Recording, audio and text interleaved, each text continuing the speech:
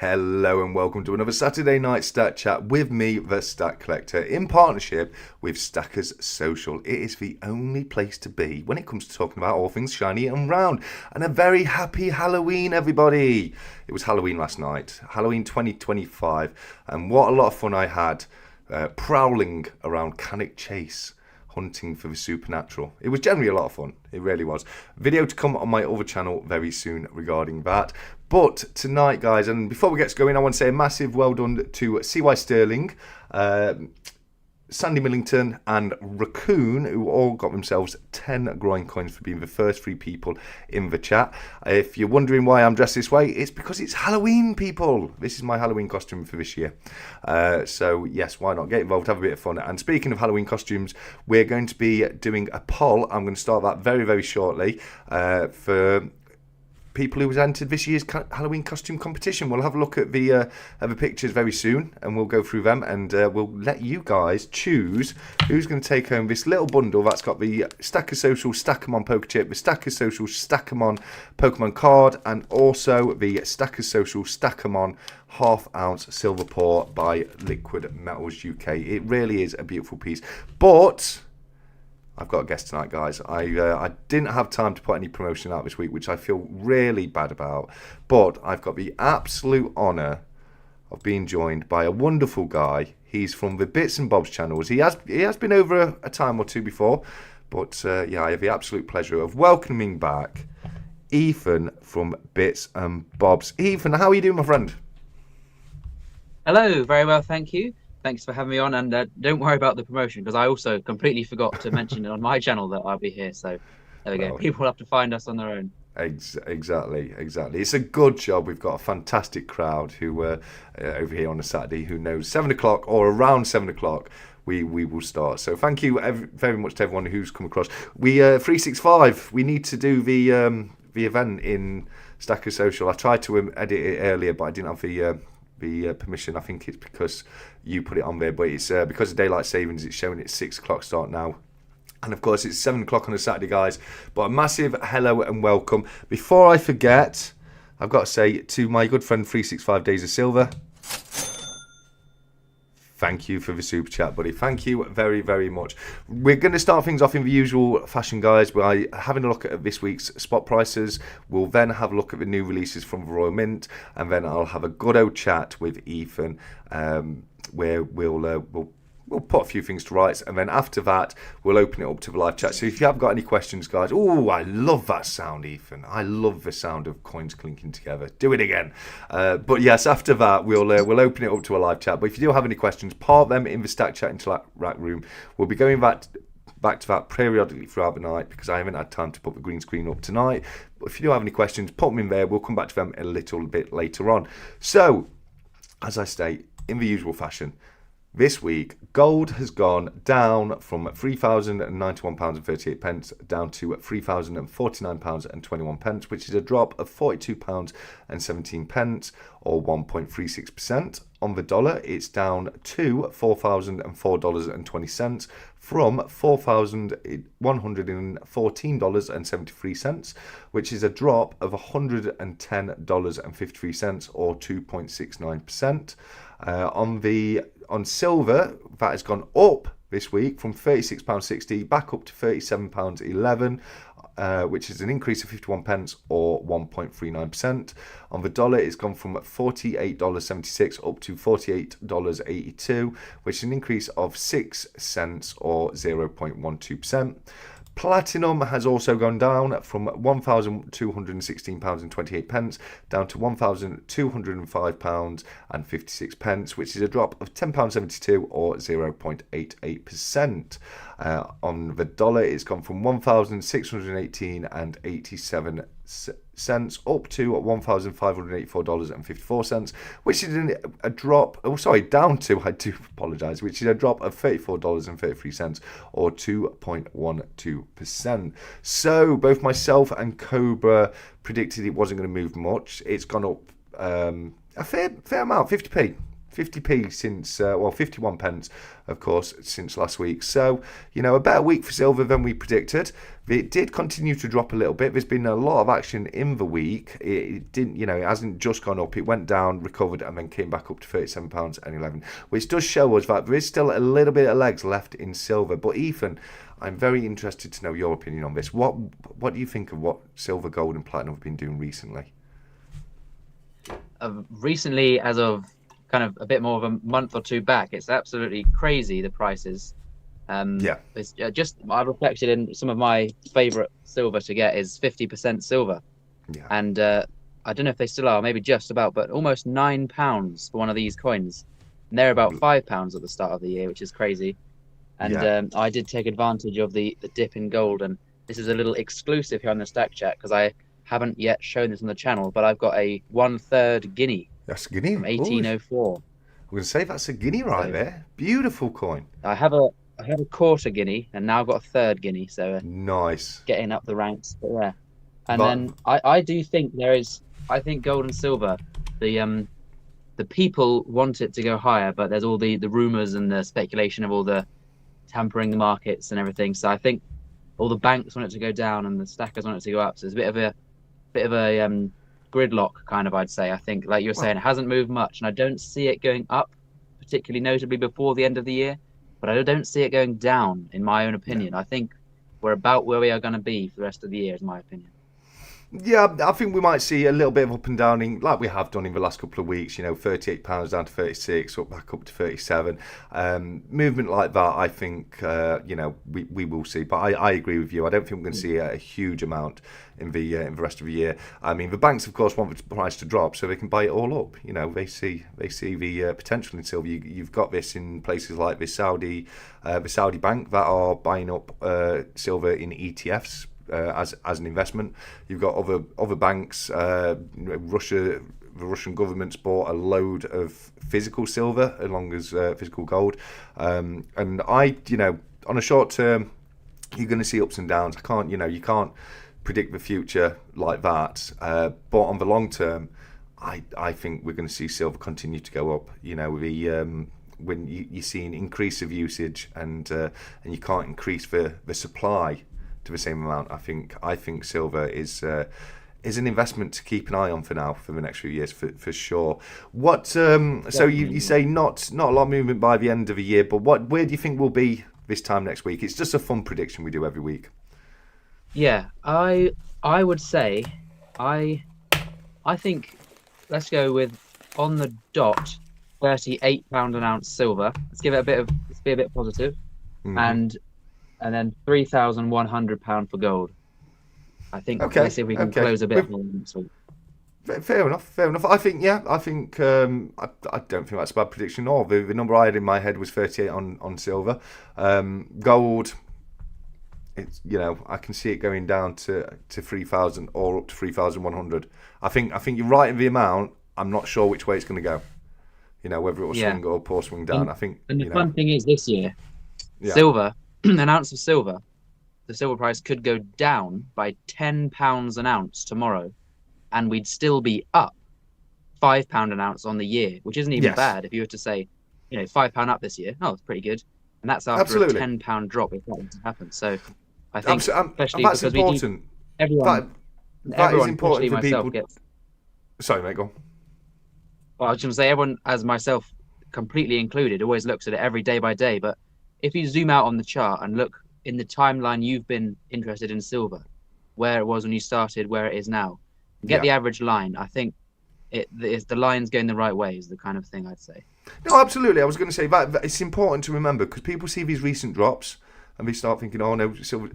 It's still a lot higher than the beginning of the year, and it wasn't long back where it was stagnant around £18-19 an ounce. That was only a couple of years ago. So you've seen huge gains in silver, still to this point, even though we had a bit of a blip. But last week, and I've said this before, we only look at it week by week, and the time scale, the different, on a daily basis, you'll see it go up and down. But last week is the only week we've seen silver drop in 1, 2, 3, 4, 5, 6, 7, 8, 9, 10, 11 consecutive weeks. That's oh, wow. pretty much 3 consecutive months it's gone up consecutive every single week, and then there was a couple, before that it was going up, but not as rapidly. You know what I mean? So I definitely see there's there's a lot of potential in silver. Yes, people are trying to manipulate the market all the time. You know what I mean? That will always happen to a certain extent. But I think, I'm not saying right now it's going to keep going up the way it has. I really don't think it will. It can only do that for so long. But I do think over time we are going to see movements in silver, and quite big movements at certain at certain periods. I can see us seeing times like we've seen over the last couple of months again down the line. Not tomorrow, not next week, not next month, but down the line, because I think silver as an asset is only going to get more and more desirable. Purely due to the deficits we're seeing every single year, and the deficits I refer to every single week, guys. It isn't just in industry. That's the annual deficit for all silver. So it takes into account the medical sector, it takes into account bullion, it takes into account silverware, it takes into account industry as well. The reason I keep bringing up industry is the reason we're seeing so much of a deficit, because that's what's really ramped up in usage over the last 5 years, and it's going to continue to do so. And that's why I'm saying I think silver is a fantastic investment to start looking into now. Whereas if you'd said to me 3 years ago or 2 years ago, do you think silver is a good investment? My response would be, I think it's a protection of wealth. It's a hedge against inflation. Is it a fantastic investment? Maybe not. The world's changed. The way we use silver has changed, and people's perspective, the way we look at silver needs to change as well. And I'm now seeing it as a very good potential investment further down the line. What are your thoughts on that, mate? Yeah, I think there's a lot of things going the right way for physical assets as well, just because people have been comparing the run up to like 1980 and so on. But even just as one thing, look at the population increase since 1980. No more silver exists on Earth, but about twice as many people do. Exactly. Which means everyone can have half as much if it was shared out. Exactly. All the electric cars, all the solar panels, everything. It's just there's so many more needs, wants, and desires from all kinds of companies, banks, investors for the same thing that was there all along for forever, basically, on the planet. And as just simple, it makes sense that if more people want it and there's less of it, then the price, it would indicate that's going to only go one way in that situation, which is what I'd say.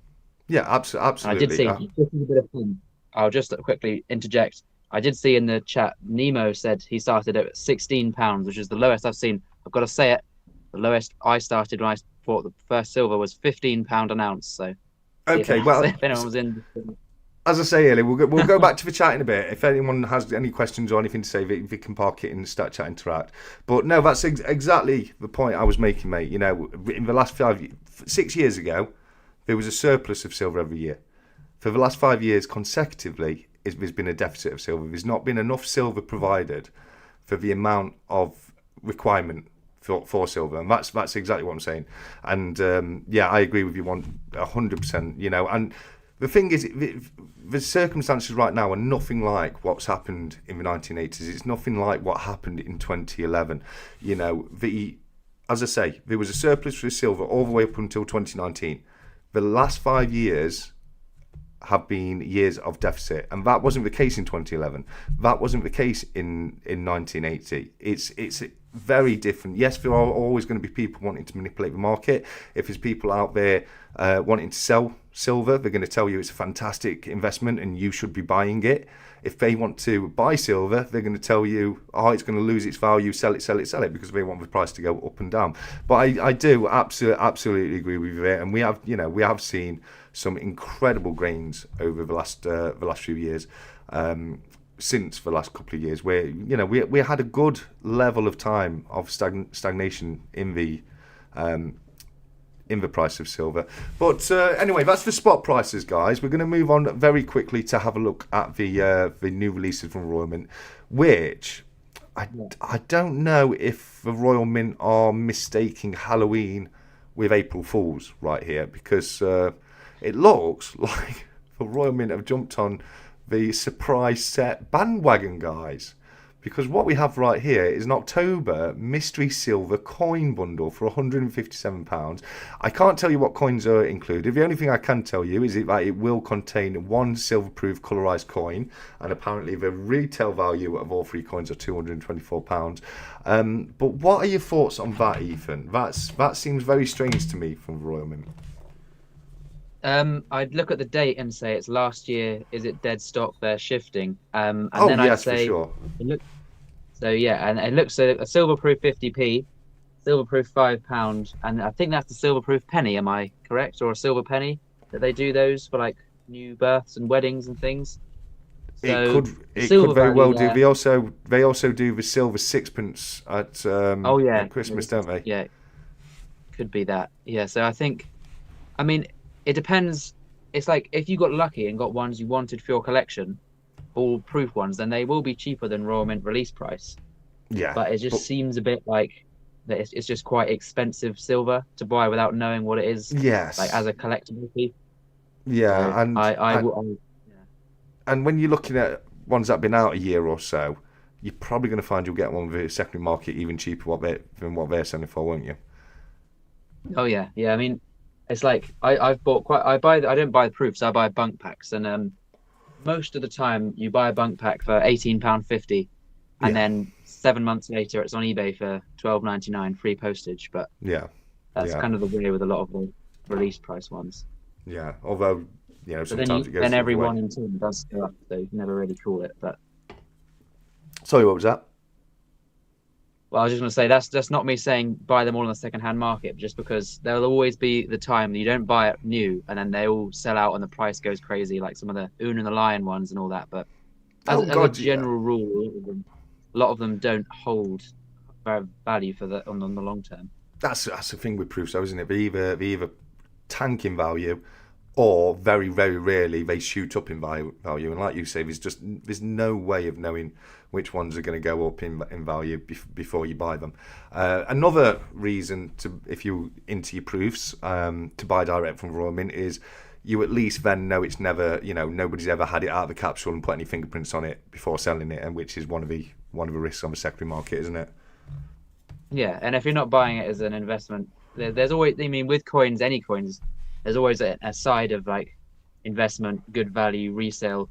But if you are just simply, I want those coins, I like those coins, I'll pay a bit more from the Royal Mint directly, so there's no funny business going on, then there's nothing wrong with that. No.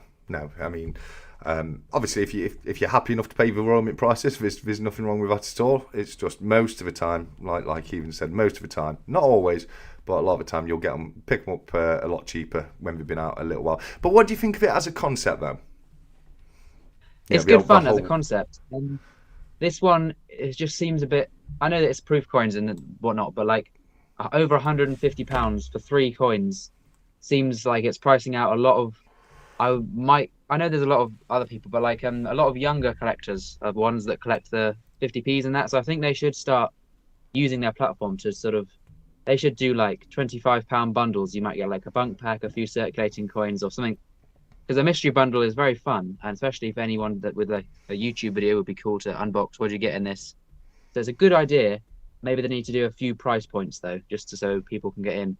Either that, or just put one like really expensive coin in one or two of them. Like one bundle gets a half or quarter sovereign in it. You know what I mean? On that vein, I did actually buy. I've got it right to my side. It's too big to get on screen. I've bought the Royal Mint Snowman Advent Calendar. Okay. I don't know if you saw this. Yes, I saw. I saw what they were doing. I thought it was a good idea. Just about.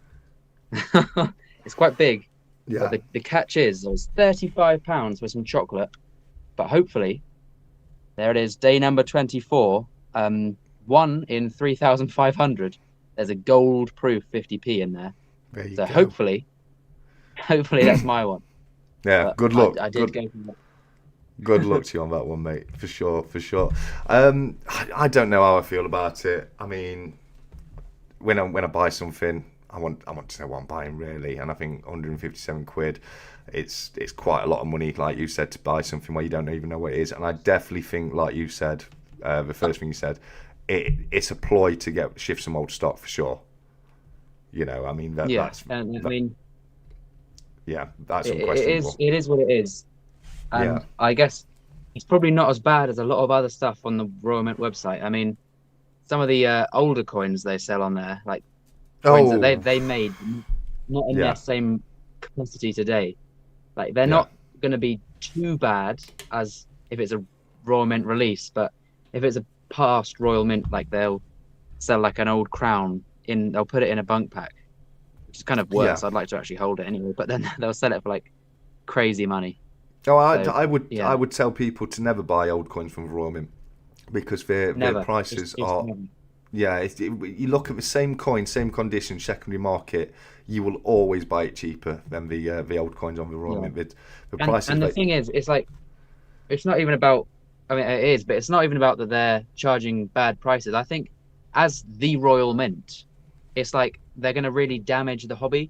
Because I don't know about you, but if you were a new coin collector, you bought these 2 coins in the Royal Mint and you paid 60 quid, and then you came at some point to sell them, and then it's like, right, what are these worth? Oh, that's about £18.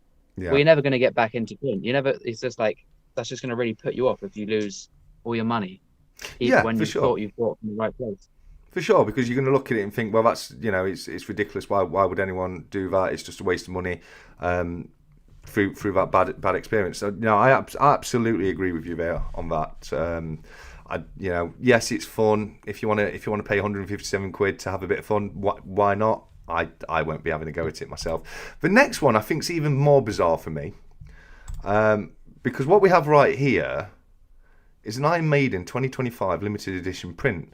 Now, I'm sorry if I've missed it, but I've looked everywhere, and the only info I can see on it is 8mm by 10mm. I mean, what's it even made out of? I can't see it anywhere. Oh goodness, that's 8mm by 10mm. Yeah. So it's tiny. That's 1 centimetre by 0.8 of a centimetre. So I don't know what's going off with them there. And it doesn't. That is weird. It's sold as a print. I've seen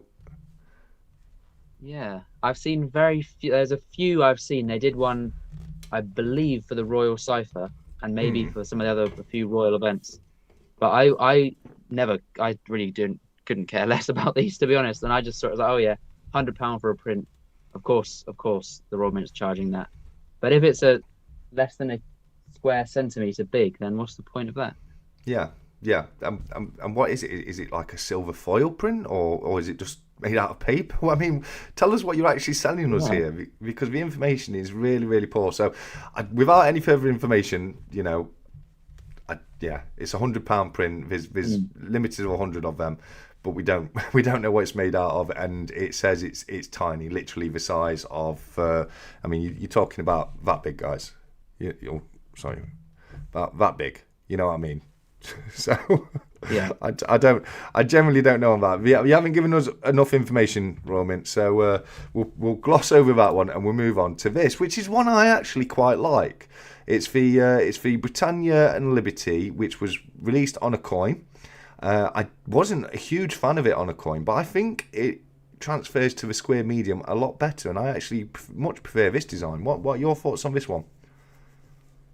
This is one that I'd say it's kind of a lazy release, and it's kind of you might imagine they're doing it for money, but I completely forgive on this one because it actually works well. Yes, it's kind of like the Queen's Beast bar. People hit back at this. It's like, it's been all these years, and now you just put the same design on it just to get more money, which is possibly true. But the Queen's Beast bar is lovely, and this one's also very nice. So I think if you do it right, then that method, that idea of reusing coin designs isn't a bad thing if it works well. And that does actually work quite well. I like that, to be fair. Yeah, I've got a feeling it's not going to be the last thing we see transferred over to Square, because, like you say, we've had the Queen's Beast Completer bar. We've now got the Liberty and Britannia bar. Una and the Lion coming soon on a Square bar near you. I would not be surprised. So I do think it is, like you say, something where they're looking to re-release old designs, and it is, like you say, it is lazy in a way, that is for sure. But I also agree with you on this one. I think it works. I do think it works on this one, and you do, it's hard to stay mad, isn't it? When you look at it, you think, actually, I really like that. So yeah, no, I can understand anyone picking this up. I especially if you were a fan of it as a coin. But yeah, I like that bar. That's that's a win from me. And then other than that, we looked at the Dracula last week, so that's about it for the new releases, guys. You've got, as I say, you've got the coin bundle and you've got the Iron Maiden print. We've looked at the Snowman already, so that's pretty much that for that. Let me have a quick look at. Nothing too much on Stack Chat Interact. Don't forget, guys, do still put your things in Stack Chat Interact. We will go to it throughout the evening. We've just got Tactical Duck right there to go with Tactical TSC tonight. And Noobs Nutters put a little duck animation in there as well. So, like I say, guys, do keep on going in, and we'll go back to that throughout the evening. So let's talk about YouTube. Because obviously you guys started off YouTube, what is it, 5-6 years ago now? 5 years ago. 5 years ago. Yeah. And I think for the first 3 to 4 years, you didn't see a lot of movement. But you guys, rightfully so, and very well deserved, you've been blowing up a little bit recently. I think you were around 10,000 subscribers last time we had you on, and you've now gone over 20,000 subscribers, haven't you? We have, yeah. Thank you very much for that, and for everyone that has subscribed. It's like part of it is I don't know if the start of the channel wasn't coins. It was just a bit of fun, just a bit of anything, and then we did some coin videos, and that sort of took over and carried on, and is now the channel. Yeah, and yeah, you saw that evolution, and I think when I started watching you, you were still. You were kind of in the transition stage from going from one to the other. I think you were getting a lot more into the coins. I think there was the very odd not coin related video when I first started watching you. But yeah, no, you've done so well. It's been fantastic to see your channel grow. I think you have some fantastic ideas. I love it when you guys get together and do things like the quizzes you do. They're a lot of fun. I love getting involved on them. But I just want to say a massive well done for all the growth you've seen, and I've just popped the link to Bits and Bob's channel in the chat, guys. If by any mad reason you haven't checked out their channel yet, please do head across. They're such a wealth of knowledge when it comes to old coins. They have their fact files. They have videos going on all about the different coinage. They also did a really good series I thought was fantastic, where they did a monarch of the month, and they did a deep dive on. They chose a British monarch every month and did a deep dive on that monarch's life and times. Now, I'm not sure if I should be saying this, a bit of a spoiler, guys, but is there a possibility that the monarch of the month might just be coming back? I think 2026 we could well see the return. So yeah, and thank you very much for all the compliments previously there, and the link. Really appreciate it. No, I mean every word I say, mate. Honestly, you guys are doing absolutely fantastically. You really are. We need to do another mystery box exchange soon. I think it's been a while, hasn't it? Yeah. If anyone didn't know, we've done 2 mystery box exchanges now, I think. Yeah, a lot of fun. We give each other a budget, don't we? And we say you send that amount to me, I'll send that amount to you, and then we do an unboxing video on the channels. And I think it's a lot of fun. And we definitely need to look into that a little bit further, for sure. But absolutely, yeah. But moving on from YouTube a little bit, because I think most people will probably know about your channel and will probably have seen it before. And if not, as I say, do head over and check it out, guys. But you very recently moved to a different platform, haven't you? And you've started selling on a Sunday evening, 6 p.m. on Whatnot, if that's correct. That is, yeah. Every other Sunday. I know you do weekly ones, but I don't know how you get enough coins and enough time to do that. But no, we're every other week. Whatnot on Sunday at 6 p.m. Yeah. Yeah. Great show, guys. Some great coins at good prices as well. I've looked at your shows before and looked at your shop, and I've thought to myself, that's, there's some good, nice price coins, nice condition. I think it helps that you know so much about old coins. I don't think there's anything you don't know about old coins, is there? And also, I'm pretty good going back a couple hundred of years, going back to the Georges, but you have such a great knowledge about all the way back to hammered coins and really early milled coins, that kind of thing. So how do you do it? Do you just have a huge encyclopedia at home, or how do you carry all this information? Well, you have to love it, and you have to be obsessed, I think, because I truly am obsessed with coins and all kind of elements. We talked earlier about like the bullion side of stuff, but I'm a big collector and a big fan of hammered coins. I think if you really like it, and if you do, like you were saying, because of the videos, it really helped. It was like revision. So I learn about it, get interested about it and all this when I'm buying and collecting the coins. And then I'll do a video about it. I have to research the full video, do a voiceover for the video, watch the video back to check the video is all good. And the information sort of repeats, and you just get, and then there'll be people commenting things, and I'll, reply to the comments, and it just kind of gets, cycled and absorbed somewhat. And even if I cover 100 topics in videos and I retain half of that, then I learned 50 things about coins. So yeah, that's kind of what I'd say is the way I've sort of self-taught and learned all the different, not all the different obviously, but learned a lot about coins and various books and other channels and all kinds of places. Yeah, and I think you're right. Having that interest, that obsession really helps, doesn't it? It's a bit like when you were at school. If you didn't want to be in class, you had a boring teacher. You never took anything in. But if it was a lesson that you really enjoyed, you actually did quite well in those ones. You know what I mean? So yeah, no, I get that. I understand that. It's not just Whatnot though. You've got a physical space, haven't you? When you're selling. What day of the week is it? People can catch you. So we've got a shop in Salisbury. It's Gatehouse Antiques, and it's right by the Salisbury Cathedral. The shop is open every day of the week apart from Mondays, so 6 days a week, not Mondays. But then I am in there, and the coins are for sale every day. But to catch me in person, it's Wednesday.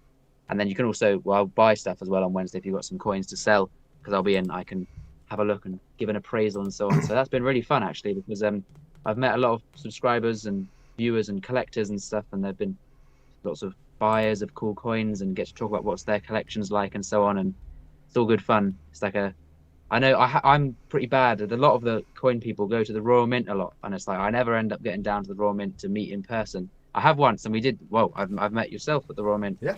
But yeah, it's just quite nice to actually see people in person and talk about people's collections and see what they're after, and see if I can get someone a coin they like. Yeah, no, I agree. I've recently started going to both the West Midlands and Yorkshire Coin Fair on a regular basis, and getting to meet people when they come down is literally the best thing about that. But you've heard it here, guys. If you're in the Salisbury area, get yourself down there. Check out the wonderful coins they have for offer, and don't forget, every other Sunday, 6 p.m. Does that mean there's one tomorrow, or is it a week tomorrow? Yeah, not tomorrow. It'll be the week after for our next one. Yeah, week tomorrow at 6 p.m. Put it on your calendar, guys. I do highly recommend them, because it's a lot of effort selling the coins. People might not realise it, but you touched on it before when you said you don't know how I get the coins every week, and it can be very difficult to find stuff to do a weekly auction every single week. It does take a lot of time up, and not only that, you've obviously got the you've got the channel, which is growing exponentially, which is absolutely fantastic to see. But you've also got your day-to-day life as well. I think last time we spoke, you were still studying. Is that still the case, or? Yeah. Cool. So that's the thing. There's just obviously a lot of things to do. So yeah.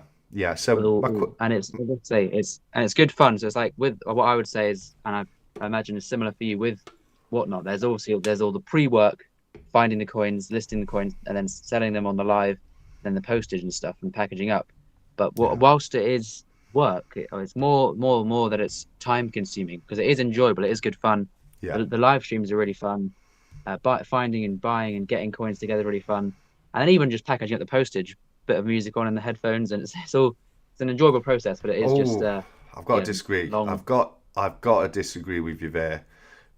Doing the packaging is anxiety inducing. Is probably the worst part of my week every week, because I'm adamant that I'm going to put the wrong coin in the wrong envelope. Do you never worry about that?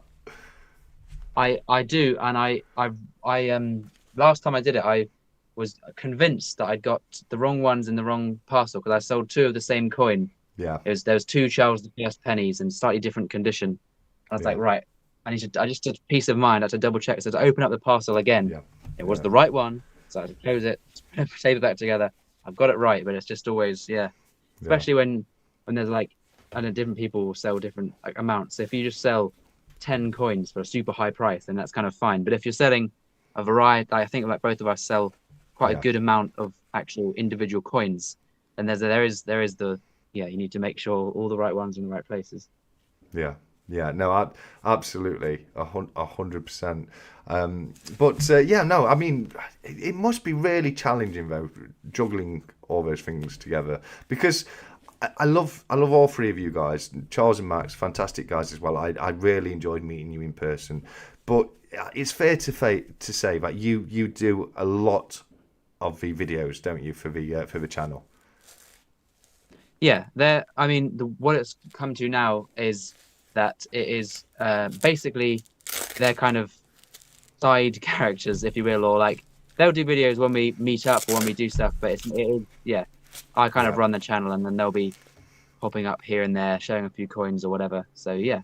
I'm just the point I'm making is it's so much you're dealing with, because you've got your personal life, your endeavours through that, you've got the physical shop you've got to do, you've got the whatnot auctions, you've got the channel, the research and all that. So how you manage to juggle all that, I tip my hat to you, buddy. I really do. It's fantastic work, because it doesn't look like you're struggling for time. It looks like you've got all the time in the world for each and every single one of them, because they're all done and produced so well. So a massive well done to you there on that, mate.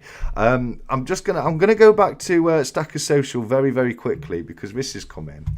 Crispy's put this in, and it's what we were talking about a little earlier. And it looks like a Polaroid print. Looks like a Polaroid. Why they selling this? I don't know. That is really bizarre to me. That limited edition print. I know they did the Iron Maiden coin, and I thought that was quite good, but I really don't know about this. I'm gonna have to do some more research on that. But at the moment, it looks like you're paying £100 just for a Polaroid picture, doesn't it? Yeah, and even if it was priced better and all this, why the Royal Mint selling pictures? It's a bit strange. Yeah, no, it is. It's just absolutely completely bizarre. This is what I mean by, I think Royal Mint are getting Halloween and April Fool's mixed up here. It really does seem like someone's having a joke with us. Here, buy some coins, you don't know what they are, and here's a Polaroid picture. It's like, okay, that's a bit bizarre. We've fallen into the Twilight Zone or something like that. But yeah, no, fantastic. So other than the prize of the Monarch of the Month, is there anything in the pipeline that you're working on at the moment that you can maybe give us a couple of hints about? Or at the start of next year, because I've been focusing on some of the other stuff, like we were saying, I'm going to do big videos for each aspect of my coin collection. So like more of less, or I'll still do them, but like not just history of this or unboxing this and it'll be like, this is my hammered coin collection, this is my half crown date run. So just a nice showcase of the channel, catch up with all that. And also, if anyone has been realizing what's been quite fun is me, Charles and Max, separate to all of my collection and stacking and all this, we've all of us each month put money together and bought a half sovereign every single month of this year. So from January, February, March, all the way along. And we're going to showcase up all these 12 half sovereigns. And what we're going to do with them is we're going to sell them, but we're going to sell them to get each, or I don't know if they're going to get with the full budget. I think I might go a little bit more crazy than them, but use that money to get like a real lovely coin. So maybe a hammered gold coin, maybe a full guinea or something. So quite a nice special piece that we've sort of saved up for in gold. Nice. So that'll be on coming to a channel near you. I really do look forward to that. It sounds like it's going to be a lot of fun, that is. Which a lot of your content is a lot of fun. That's what I mean. You know, you put a lot of effort into coming up with new ideas. You know, whether it be the quizzes you do, because you do the competition between yourselves as well, don't you? The who's got the best collection. Are you bringing that back for next year? Maybe, I don't know. Unconfirmed. It'd be more. I think rather than doing one whole video, I would have wanted to break down my collection, to not just gloss over it, to sort of actually showcase here's this, here's that. So maybe we could look at that as a whole. Like my collection might be a few videos and so on, but we very well bring that back. Yeah, or maybe you could do it just as a one-off video. You give yourselves a limit, like you're only allowed to pick 10 coins. And you've each got to pick 10 coins out of your collection and put those 10 coins forward. Speaking of voting, before we go any further, guys, we've got to do the Halloween costume competition. So we've had a few entries. We're going to go through them now. 1 second. Let me just get that up. Here we go. Right. So, as you should know, guys, because I've been telling you week for week, we're doing the 2025 Halloween costume competition. We've got a little bundle of bits. You'll get the grubbins as well, the channel stickers and the poker chips, etc. But let's have a quick look at the competition, at the entries we've had this year. As soon as we've gone through them, I'm going to start a poll. We'll keep that open for quite a bit of time, and we're going to let you guys in the live chat decide who's the winner this year. So to start us off, we've got 𝗕𝘂𝘀𝗺𝗵𝗿 with the pumpkin pup. I love this one. They weren't sure if it would be included because it's a dog, but hey, why not? Why not? We love doggos down here. Fantastic effort by 𝗕𝘂𝘀𝗺𝗺𝗺 right there with the dog pumpkin outfit. If we move on, we've got the resident sniper, Mr. Ian Attenborough, as a zombie police officer right there. Fantastic effort to you there, Ian, my friend. Well done to you. Next up, we have, this one is brilliant, Sandy Millington, being everybody's favourite founder of Stackers Social. 365 days of silver right there. That's how we all know and love him. Absolutely fantastic effort there, Sandy. We've also got a two-part entry from, I don't know how you say this, but 𝗵𝗵𝗿𝗶, 𝗵𝗵𝗿𝗶1. We've got Mrs. 𝗵𝗵𝗿𝗶 right there with the alien face hugger mask, which I think is fantastic work. Extra points for the Nostromo t-shirt right there. I've got a very similar t-shirt, that's Weyland-Yutani. I think that would have been produced around the same time as Prometheus came out. That's when my t-shirt was made. But fantastic work there. I'm rabbiting about alien t-shirts for no reason. And then we've got Mr. 𝗵𝗵𝗿𝗶 right there, who's using it in a very different kind of fashion. And it's more of an assassin's mask, hooded assassin right there. Absolutely fantastic work. I think they made if I'm not mistaken, they made the mask themselves. And then Callum Hunter, he's getting jiggy with it, guys. He's got his funk on right there. Callum, specifically, is the guy with the hat on, the second to the right. So ignore everybody else in the picture, guys. You're just voting on Callum right there with his pimp hat and his great big medallion and fantastic outfit right there. And then we've also got Bella Lickens with a late entry from I think today or yesterday. I think it was yesterday. I think Bella right there is a Sith Lord. That looks like a bit of a lightsaber to me right there. So we'll go through them again, guys. As you say, we've got Bella Lickens right here. We've got Callum Hunter right there. We've got 𝗵𝗵𝗿𝗶 right there and there. We've also got Sandy Millington right there. We've got Ian Attenborough right there. And we've got 𝗕𝘂𝘀𝗺𝗺𝗺 right there as well. So give me 1 second, guys. Let me start the poll, because all of you guys get to choose who's got the best costume. Who has the best costume? And as I say, guys, a beautiful piece of silver up to the grabs on this one. Who has the best costume? I can't see my keyboard because my camera's in the way. Oh, I've got them written down actually. I can just copy and paste them. There we go.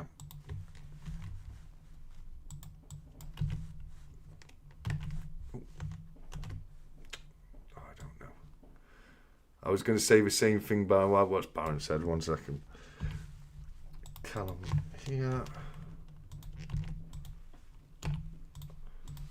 Sorry, guys, it will take me 2 seconds. Now, the 𝗵𝗵𝗿𝗃 is one choice. But, you know, I've showed you both pictures, so you can vote on either of them. What's going on? Why is it done this? 1 second, guys, sorry. It's not only letting me put 4 in, for sure. I don't know. Right, okay. 1 second, let me try that again. Adoption. Yeah, it's literally only let me do 4. Right, okay. So, change of plan. If you go to Stack Chat Interact over in Discord, in 1 minute, there will be a poll up, and you'll be voting from there. Who has the best costume? There we go. I don't know. YouTube. 4 options. Come on, get out of here. Right, Bella Lickens, Callum Hunter, 𝗵𝗵𝗿𝗃, Sandy, Sniper Ian, and there we go, Tremor Christ, and I think I can end it whenever I want, but we'll put it for an hour. There we go, guys. The post is open. Who was your favourite, mate?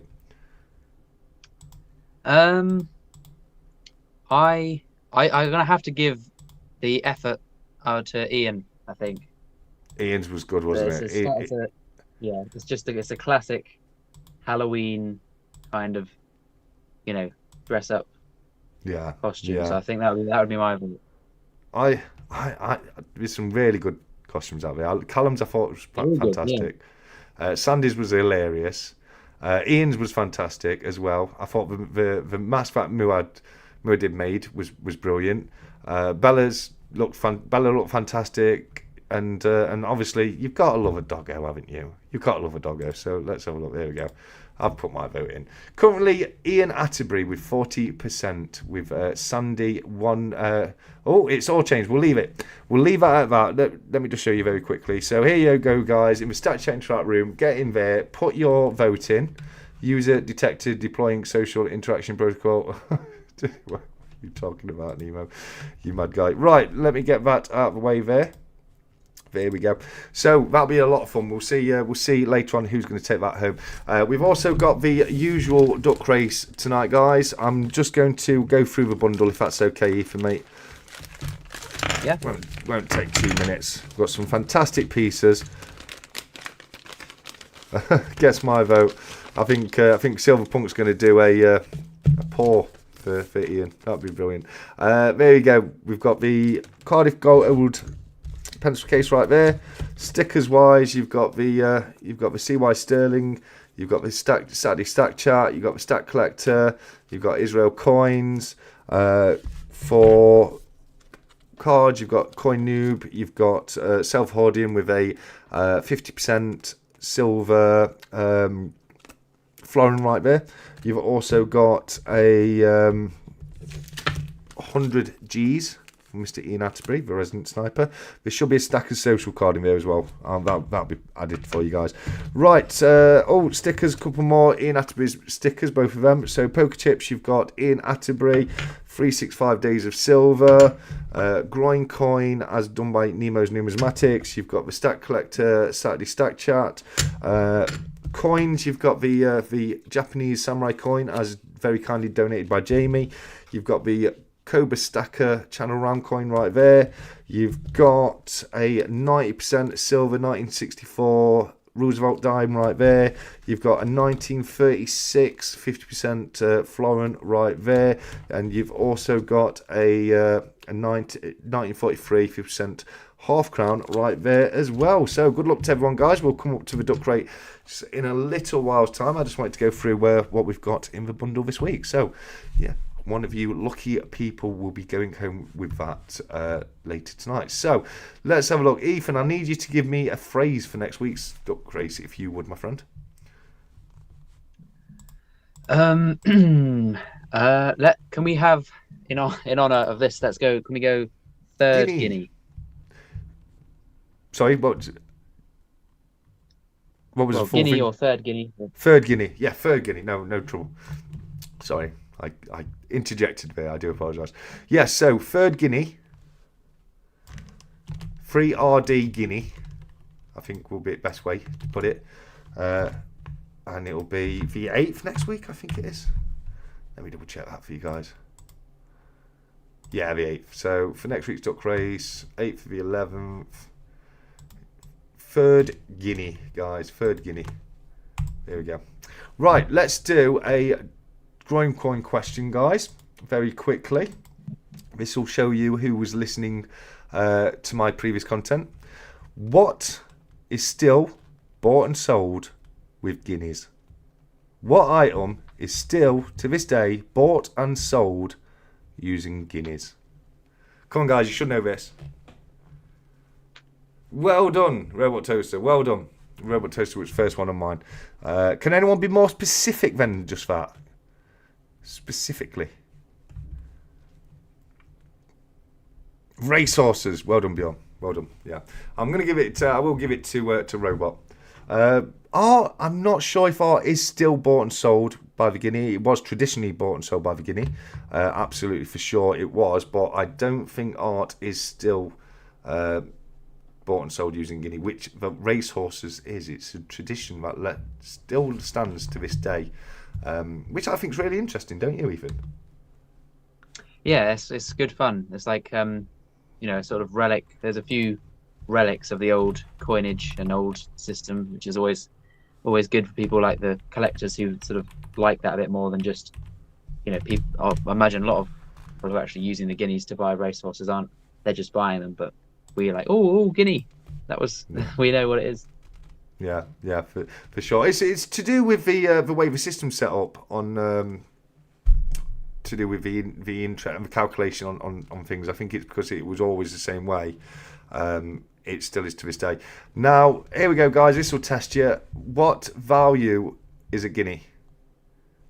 If you're using the pound and penny system, how much is 1 guinea? The face value of it. Well done. Well, Robot again. Now, Ethan, just double check me, but £1 and 5 pence is what I had in mind when I asked the question. That is correct, isn't it? Yeah, so it's 21 shillings, and decimalised shilling would be 5p, so £1 and 5p. Yeah, absolutely. Well done to you there, Robot Toaster. Is coming in thick and fast with that. Do you have a question to hand you can ask the guys? Normally, I ask people in advance to do the question, but Ethan's got such fantastic knowledge, he doesn't need me to do that. Watching me, I'll just pull a fantastic question out of nowhere. No pressure. Okay. Let's go with what year was the last hammered coin made for circulation? You can have within about 5 or 10 years or so. You get it to the right decade.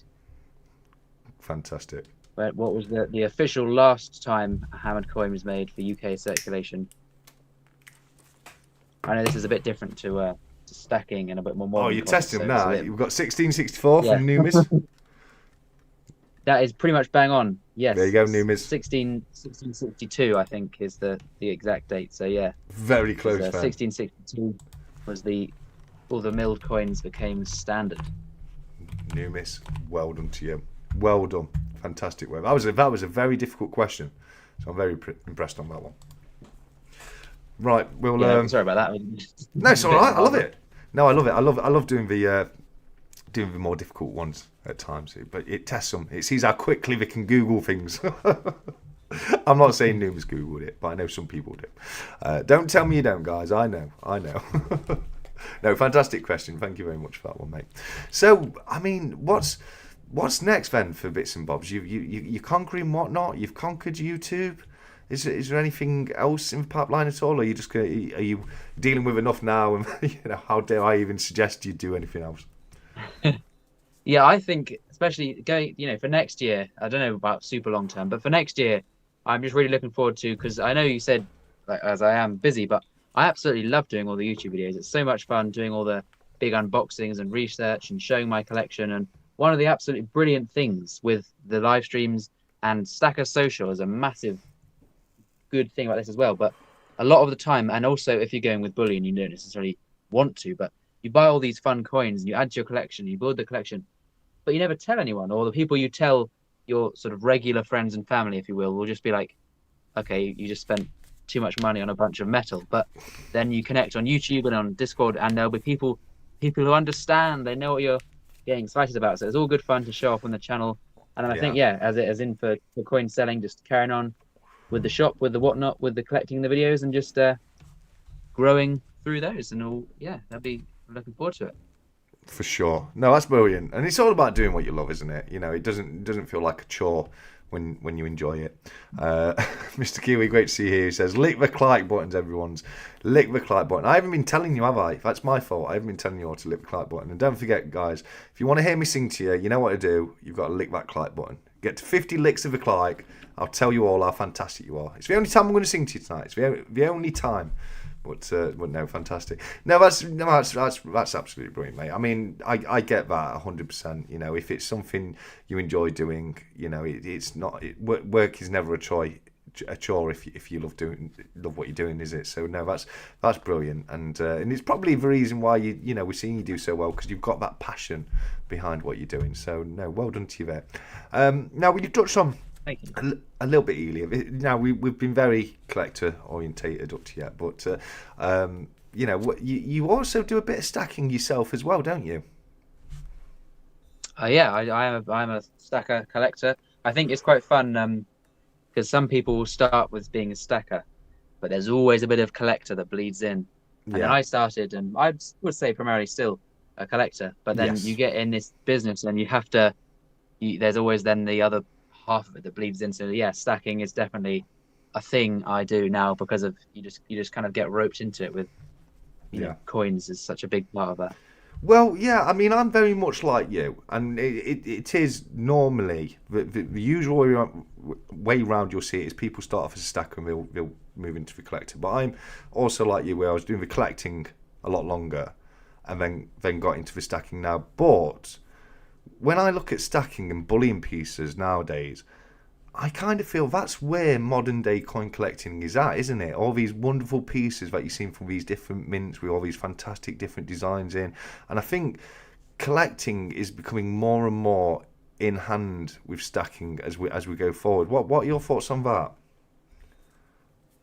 I would definitely agree, and could almost start a very slight conspiracy, but I think that's also because that's a big direction a lot of the mints are taking.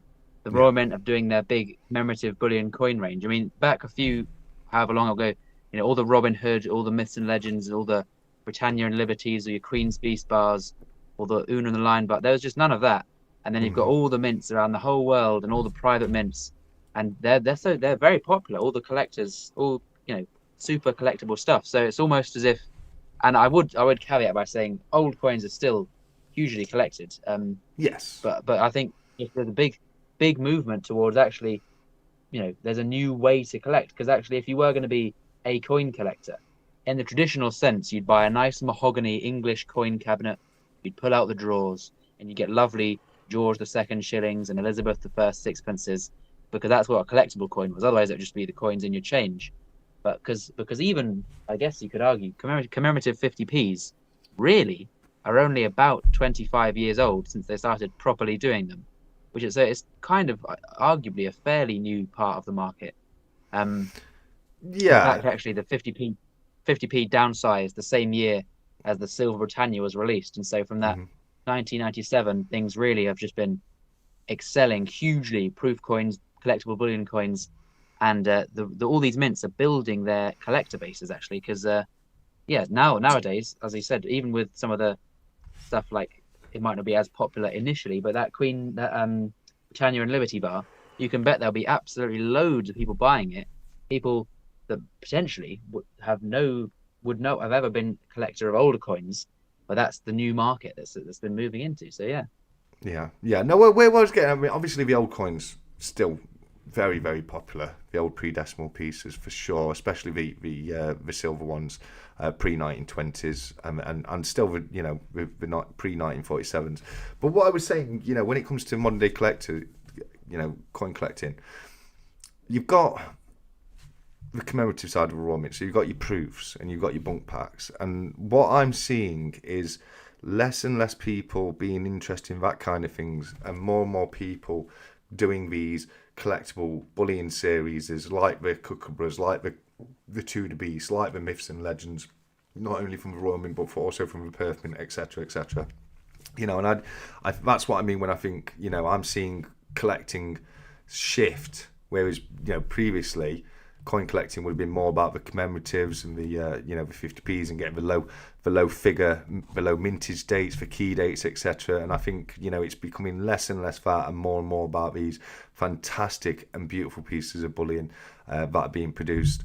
And the problem with that is you do see more of a premium with bullion than you used to see when it was more bought and sold for its weight. Now you've got these companies putting all this effort into the design of the pieces, and it does put the price up. But I'm loving seeing the series. Are there any particular series that you're in with when it comes to the bullion side of things?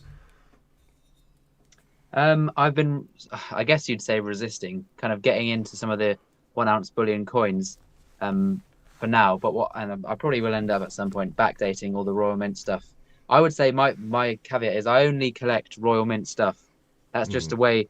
I think not everyone has this, but like for someone as a completionist, because I'm a huge completionist, I can't just have one of this, one of that. So it'd have to be I collect this set. But I have actually, as of it says, so yesterday, Friday, I bought a box to display 1 ounce silver Britannias because it's official now. I'm going to be date running them. In fact, I might even have to hand to slightly show, but I've got quite a lot of the 1 year designs. Here it is. I've been just putting them in this silly box for now. So they're all different 1 ounce Britannia designs, and I've got the cipher and all this kind of stuff. And I thought, do you know what?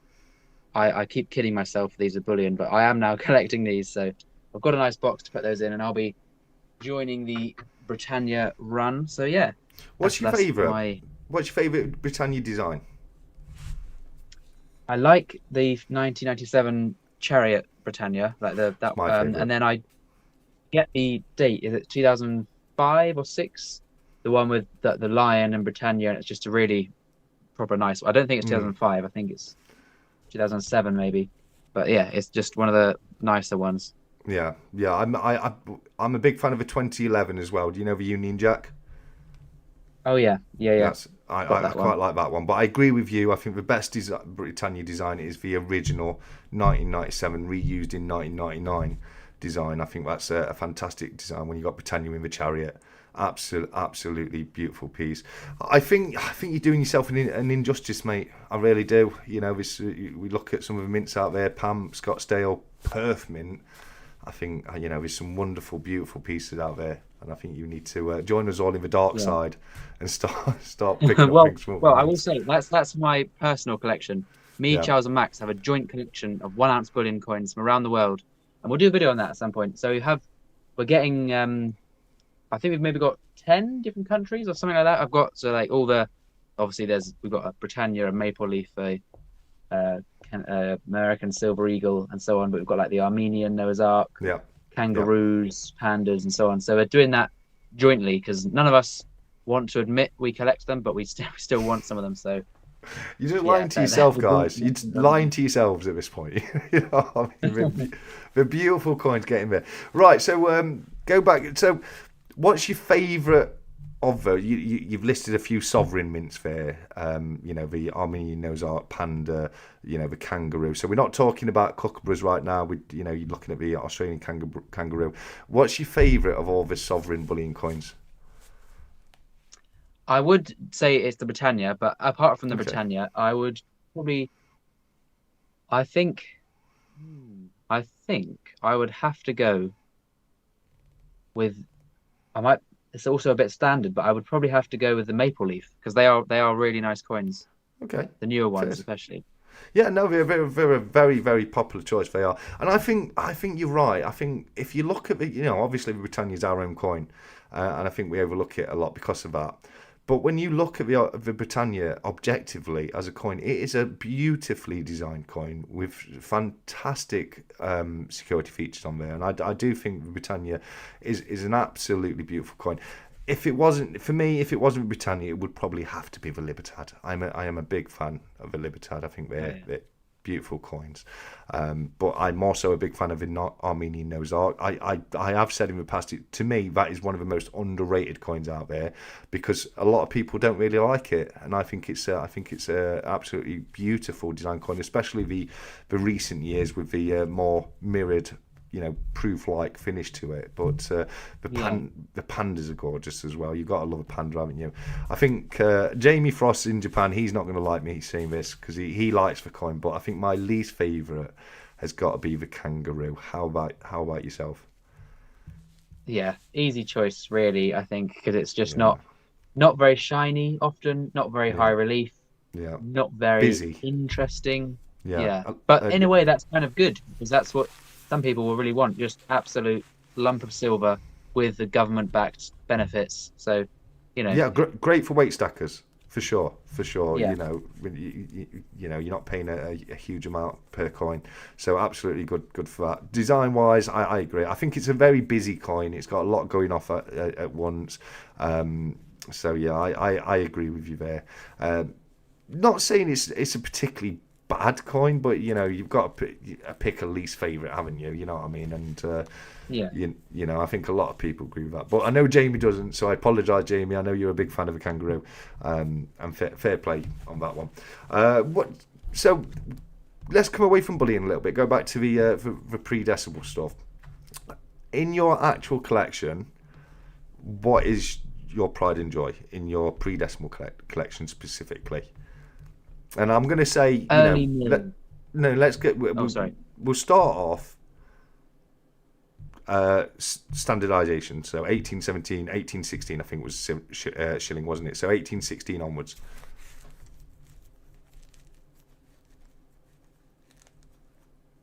Sorry, you've just cut out momentarily. Oh. Can you hear me? Yes, I can hear you. Yeah, I hear you now. Sorry. Can you hear me, buddy? Yes, you're back. You just cut out while you were saying that. No. So I was just saying for this question, because we might go onto other types, but just your standardised coins. So 1816 onwards. Yes, a favourite design from that. I am a big fan of just the crown. Yeah. Because it's a lovely one, but I think the best of that would be, and I do have one in fairly good condition. I don't know if you know the 1825 half crown. Okay. Just a stunning design, I think. Fair enough. Fair enough. Okay, no, that's fair enough. Not going with a Gothic or a reef then. No, I like. So I think the bigger coins have better designs. The half crowns and the florins. Standing Britannia florin, your Gothic florin, absolute classics and lovely coins. And then some of the half crowns are really nice, but I think I'd just edge it out to that 1825 half crown. Fairs. And what's your thoughts on the crown losing the garter? I don't mind it because there's both. I think it's nice to have a larger George and the Dragon, and also the other ones are then a bit more special, I think, which is quite... Yeah, so I'm not too... I think it's both best both designs that we have. So yeah, some of the nice. I get what you're saying about it being more special, but I just much prefer the original, those first 3 years design, when it had the garter around it. Me personally, but fair play. What is your fate? I probably would prefer it. It's the same as the sovereign, like some of those early sovereigns with the garter as well. Yes, are just better than your bullion one. So it does. Yeah. Although it would be nice if just every bog standard one had the garter. It is also quite nice they're a bit more special, and then because they're older, harder to get, less worn. If you get like a full garter, you've got a nice coin there. Yeah, no, for sure. So, what is your favourite crown design? And we're not talking. I'm not pre-1972.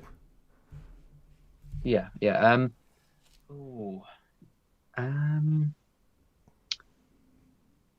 I hate to be boring, but not at all boring, but standard. Because I think the answer just has to be the Gothic crown. Yeah. Yeah. It is just the best, I think. Yeah, no, absolutely. And then probably the Reef after that. But there are some nice designs out there. The shield crown's a nice design. Young Victoria ones are lovely. Sorry? Yeah, the young Victoria ones are really nice as well. Oh, yeah. As is the Wreath. Yeah, for sure. What's your thought on the Rocking Horse? I do like it. It is probably the worst, but that not necessarily meaning it's bad. I like the 1937 and, the wreaths and everything. And the 1902 is also it's the same design, but just your only crown with Edward on. So there's some of the 1900 ones are quite good, but I think, the Rocking Horse would be the worst, but just kind of because there's such good designs and other stuff. Yeah, I need to get a 1902 for my standard date run of crowns. I've got same. I haven't got it either. Yeah, I need it. Good premium on them though, isn't there? You know what I mean? But of course, I was looking at ones a couple of years ago now, and I thought, well, it's a bit pricey. And now I think, well, if only I'd have bought it then at that price, because we've just gone. Up since. I mean, that has been pretty much the case for every coin, really, especially over the last, like you say, with all the bullion running up. It's even because a big part of collecting, obviously, silver coins is the silver, and it's like, it wasn't too long ago that these crowns were £20 each in just your standard, average crown, but now they melt at over 30, and there's a premium on them. So it's like, even just getting a few odd ones for the date run, it's just so much more expensive. Yeah, no, it is. It's getting more and more expensive, and then when you start going back a bit further, it gets quite expensive as well, doesn't it? And then there's the odd key date, low mintage date, and I haven't even considered the Reef Crown run yet. I know thankfully it's just was it about 9 years, 27 to 36 was it, or something like that? Yeah, that's it. Yeah. So thankfully, I've got one. I know you have. Is it the? Well, I don't know if this is one you're talking about, but I saw you picked up one that was really worn on one of your videos. Yeah, it's a circulated one, which is kind of. It's like obviously worse, but it is kind of interesting to think that's been used by quite a lot of people, and then even then they were released as collector's items. So not. It's kind of like the finding an NIFC Peter Rabbit today. Someone would have at some point pulled out a wreath crown. I don't know how true this is, but I once read that they were issued as a replacement of a half crown. I don't know. I'm not going to say that's definitely true, but I once read that. In fact, I'm not. Sorry, mate. Go. I was going to say, I haven't personally heard that, but again, that doesn't mean you're right, I'm wrong, or vice versa. It's like I know they were issued as collectible ones. 1927, the first year was only proof. And then they did more in standards, if you will, grades. So, I'm not quite sure. If I remember correctly, if I remember correctly, it was ChatGPT that told me that, and it never rang true. And obviously, you can't believe everything that ChatGPT tells you, but I'm sure it was ChatGPT that told me that. I think what might be the case is. I think they were issued as collectibles, though they were issued from the Royal Mint to buy at Christmas. I'm pretty sure they were Christmas release collectibles. But if the price wasn't very different, I know in the 70s and 80s they had the crowns at face value from banks, I think. So if there was a similar thing where you would literally go in, in 1928 with 5 1-shilling coins and you'd get one, and then you'd have it at Christmas or and then a few years down the line you've got some bills and you spend it, and then some of them are circulated. Perhaps they were released as collectibles, but not, they kind of knowing some would be in circulation, maybe, I don't know. Yeah. It's just I was going to say myself, but obviously Nima just put something in there. It's a bit like when you find an IFC 50p because someone's, it's commemorative, but someone's ended up paying it out at some point, or spending it. I accidentally, like I did with my 2018 Snowman, or maybe because they're just bored of collecting them. Whichever way they do end up in circulation from time to time. If you're a huge fan of the reef design and you don't want to pay reef crown money, You know, one option you could go down is the Australian crown, isn't it? Because that's got a very similar design to the Reef crown, hasn't it?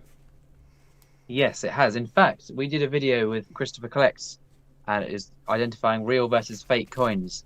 And initially we thought, oh, this is clearly a fake wreath crown. And we had a second look and it's like, oh no, this is actually it was a real coin. It's actually the Australian version. Yes. So it is, very similar, just a nuance.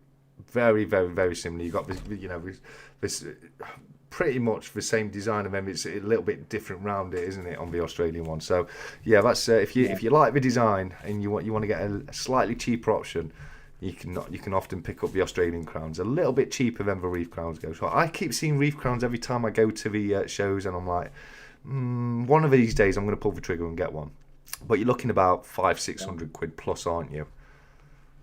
And that's for I mean, I know the one I bought, the worn one.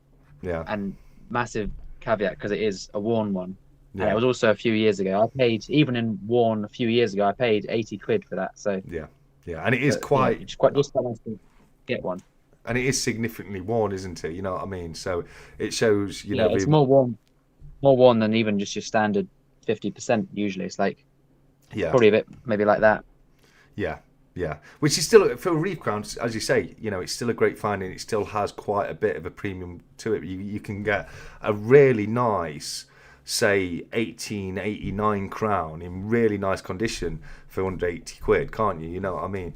But yeah, the one, you know, the good ones in nice condition, you're looking at them starting, you know, at that much, and then they go up to the thousands for the rarer dates, don't they?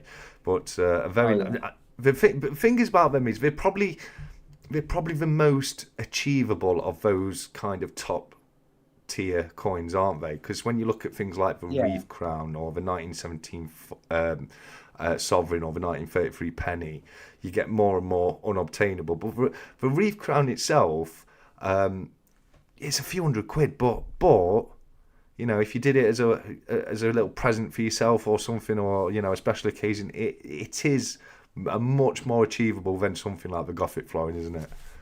Yeah, I've just grabbed the coin book, just have a quick look at the exact what they say. And from 1928 to 1933, all the Reef pretty much is about £500 to £600 in uncirculated. Yeah. So you can get an absolutely mint one for less than a gold sovereign. So it's not, you know, it's definitely an achievable thing. Yeah. The 1934 is the rare one, which is 6,000, not 600 in mint, because that's the rarer one. But so it's always annoying when you get one on that, because that kind of wrecks the date run then, because you get all the others and then it's £6,000. I mean, like you say, you've got the 1927, which is very expensive, but that's because they only did the proof that year, isn't it? But like you say, that 34, because you can say to yourself, well, it doesn't. I'm only going to count it from 28 onwards, because, you know, I'm not looking for the proof ones. I just want one, you know, the normal issue ones. So you can kind of, you know, use that as a caveat to avoid the 27. But then you get to the 34 and it's like, okay, let me just go and sell a kidney and come right back. You know, but that's the thing. That's the thing about coin collecting, though, isn't it? I mean, it's what makes it so fun, knowing that those, you know, real gems out there, and who knows, you know. I mean, it's so much fun. I've got to say it. Even if someone came up to you and said, "Here is every single British coin in uncirculated condition, yours for free. Have them. You're done." You'd say yes, obviously, but like, you know, it'd be kind of, you know, then it's done. It's over then. The fun is the collecting, the saving up, the big moment when you finally get that nice coin, like a really nice coin, and it's just nice, because it keeps it exciting. Like when you say you go to these coin shows and you can have a look all you want at all these amazing big gold proofs and super ancient hammered coins that are so much money, and you can have a look at them and you can really appreciate them and just really keep the excitement there whilst buying stuff in your budget. So it is good. Although it is like annoying sometimes, it's like, oh, I wish I could afford this. It is good fun, the saving and so on. Yeah. True legends. What are you talking about? If I'm cracking a can, it's Mango Monster. You know this, guys. And Smidster, you're 100% right there. The thrill of the hunt. I miss doing the 50p hunts. I know you've done a few on your channel. When I started my channel, I did regular 50p hunts. And then one lady at the bank really took a disliking to me and put an end to that. But I now have a business account, so I'm going to start doing it again when I get around to it. But that thrill of a hunt, and it doesn't even need to be a particularly good coin, does it? You know, when you're flicking through, it's like any commemorative. It's like, wow, yeah, I got one. It really is. It's the setting. It's like if you if you went to a coin show, like you're saying, as I mentioned earlier, and you saw an Olympic rowing 50p out for £3. Yeah. How really uninteresting is that? But if you got one in a bag of 50p's, it's like that's so much fun. The adrenaline kick. They're like, whoa, found an Olympic. So it's like it is the setting, and it is the hunt, and it is just the excitement. It really is. It's one of the reasons why I love the albums, like the old Whitman albums. I've got the newer 𝗬𝗂𝘀 coin versions. I sell some of the old Whitman albums if people are interested. But it's that filling that slot. You know, you found that thing, and it's the physical process of popping it into that place. It's got its little name on it. You pop it in, and it's just that feeling of just, adding another one or taking another one off the list, which I think's brilliant, and that's what it's about for coin collecting for me. Now, how good is it when you buy mixed lots of pre-decimal? They're the best. Oh, it's so much. It's good stuff. When you buy a mixed lot, and then there's an upgrade or even better, a new date. It is brilliant. Yes. I did and it's like I did that recently, and you don't really know what's in there. You're paying a spread of a price across multiple coins, and I've actually got them here out of a mixed lot. I had all this. Oh gosh, all this is new or upgrades to my collection, and I can't wait to just go and get all the collection out and upgrade each coin and get the new ones in there and so on. So it's all good fun, and it's just such a you go through a bunch of coins. Oh, I need that one. Whee. It's the first thing I do. I'm exactly the same. I prefer bag right here. It's got some. I'll just take you off for a second. It's got some interesting pieces in. This is quite interesting. It's approved, but it's 925, and I think it's 35 grams.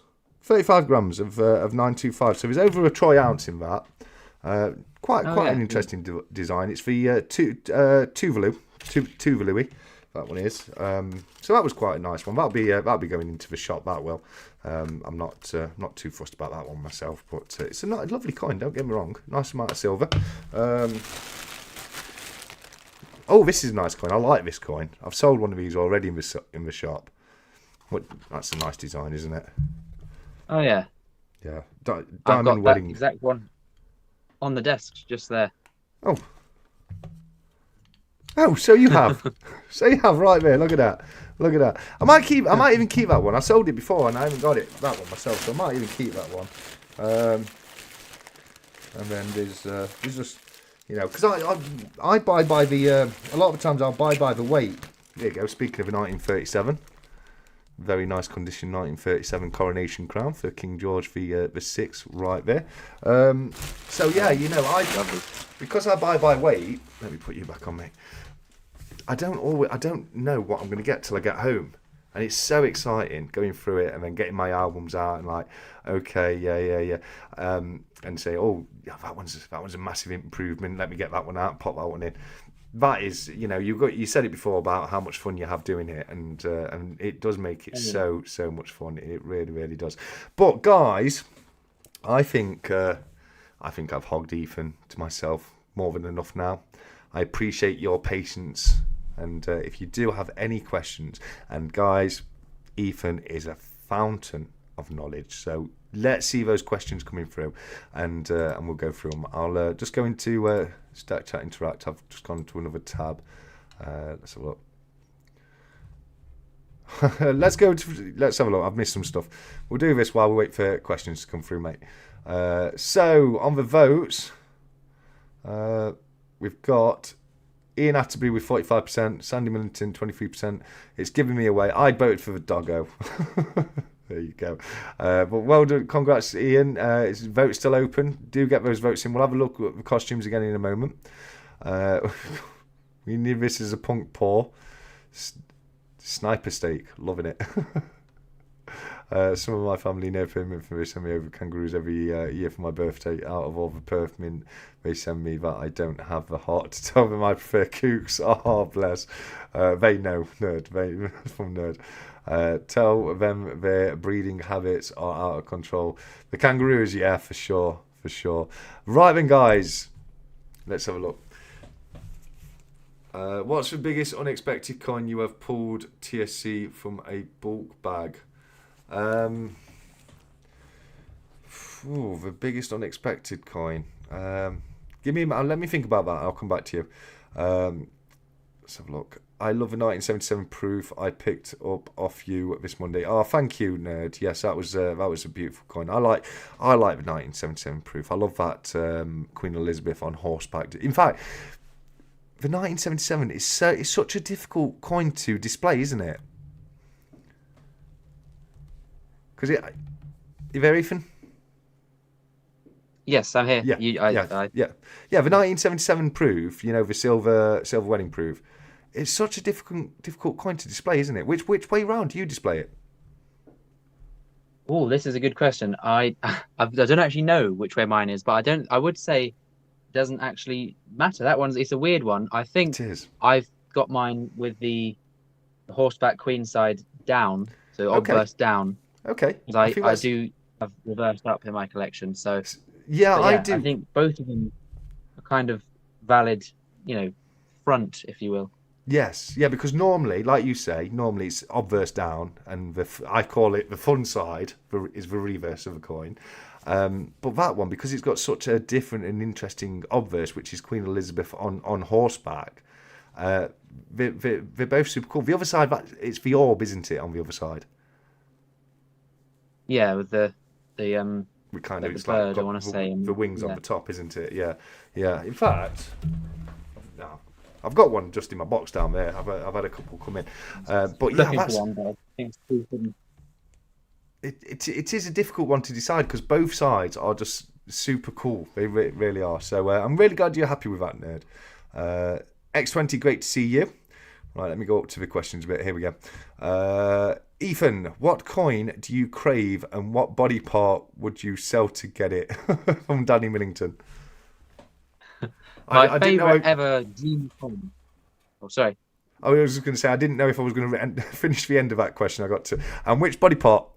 Okay, no, that's fine.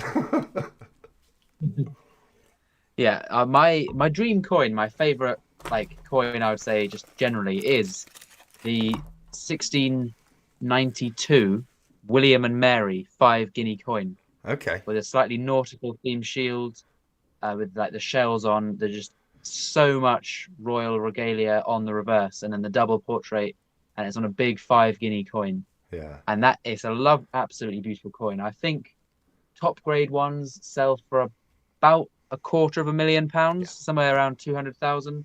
Yeah. And I think there have been some lower ones that have gone for some tens of thousands, but basically an expensive coin. And I don't know what body part I'd sell to get it. I'd have to have a little bit of a Google and see what I could do without. Get rid of the finger. That finger right there. I don't use that finger for anything. I use my little finger to get in there. I use other fingers, so that one can go. Take the nib. For sure. No, great question though. That fantastic question and brilliant answer as well. Beautiful coin right there. Sterling silver old coins are 9.25 silver content. New bullion are 9.99.9. Yes, they are, mate. Yes, they are. Absolutely. Up to 1919 and then between 1920 and 1946, as we all know. But you're not wrong. Q for Ethan. What's your desert island coin? You can only take one. Money is no option. I think that'll be same. It's just the same question worded differently, isn't it? Really, the five guinea. I assume would be the same answer there. I think it would have to be, yeah. Unless I wanted something a bit, maybe just like a big lump of fun silver that I could just ping around and trying to keep me occupied or something. Use it as a frisbee or something. Yeah, for sure. Name it Wilson, and it becomes your new friend. Absolutely. Let's have a look. What is the second rarest coin you have? That's a very difficult question, Shiny Silver. I think I can That answer is it. a good question.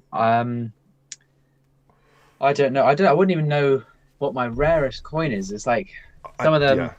because obviously, like if you're collecting proofs, you can just look at the COAs, whatever. But some of the hammered coins, it's like who knows how many of them are left. Like I do have an 𝗕𝘂𝘀𝗵𝗵 penny from Ooh, over 1,000 years ago, and it's like how nice. rare is that? I'm not sure. I have a few Nice. lower minted proofs. I've got the Reef Crown, which is also, like we mentioned, quite a limited mintage. And then so I don't know. And it's like it's rare in circulation is a different thing. Like I do have all the 50p's and £2. I've got the Kew Gardens, the Yeah. Salmons, the Commonwealth Games. So yeah, I've got some. got all the alphabets.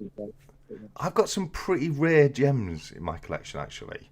To answer the question, I might be wrong on this, but my second rarest coin is the 1948 Canadian 50 cents, which I do believe has a mintage of 35,000. So let me just double check that for you. The 1948, 37,000 for those, and these are circulating coins. So that's my second. Yeah, I was gonna say, Yeah, that's my that's second. low for a second. My rarest circulating coin I've got is a 1892 South African 2.5 shillings, and that's got a mintage of only 16,300.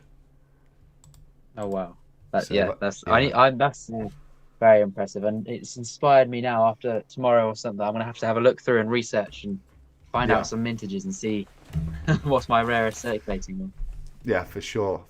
But they're my two rarest. The 1892 florin, South African florin, that's got low mintage as well, and so has the ones around the 1948.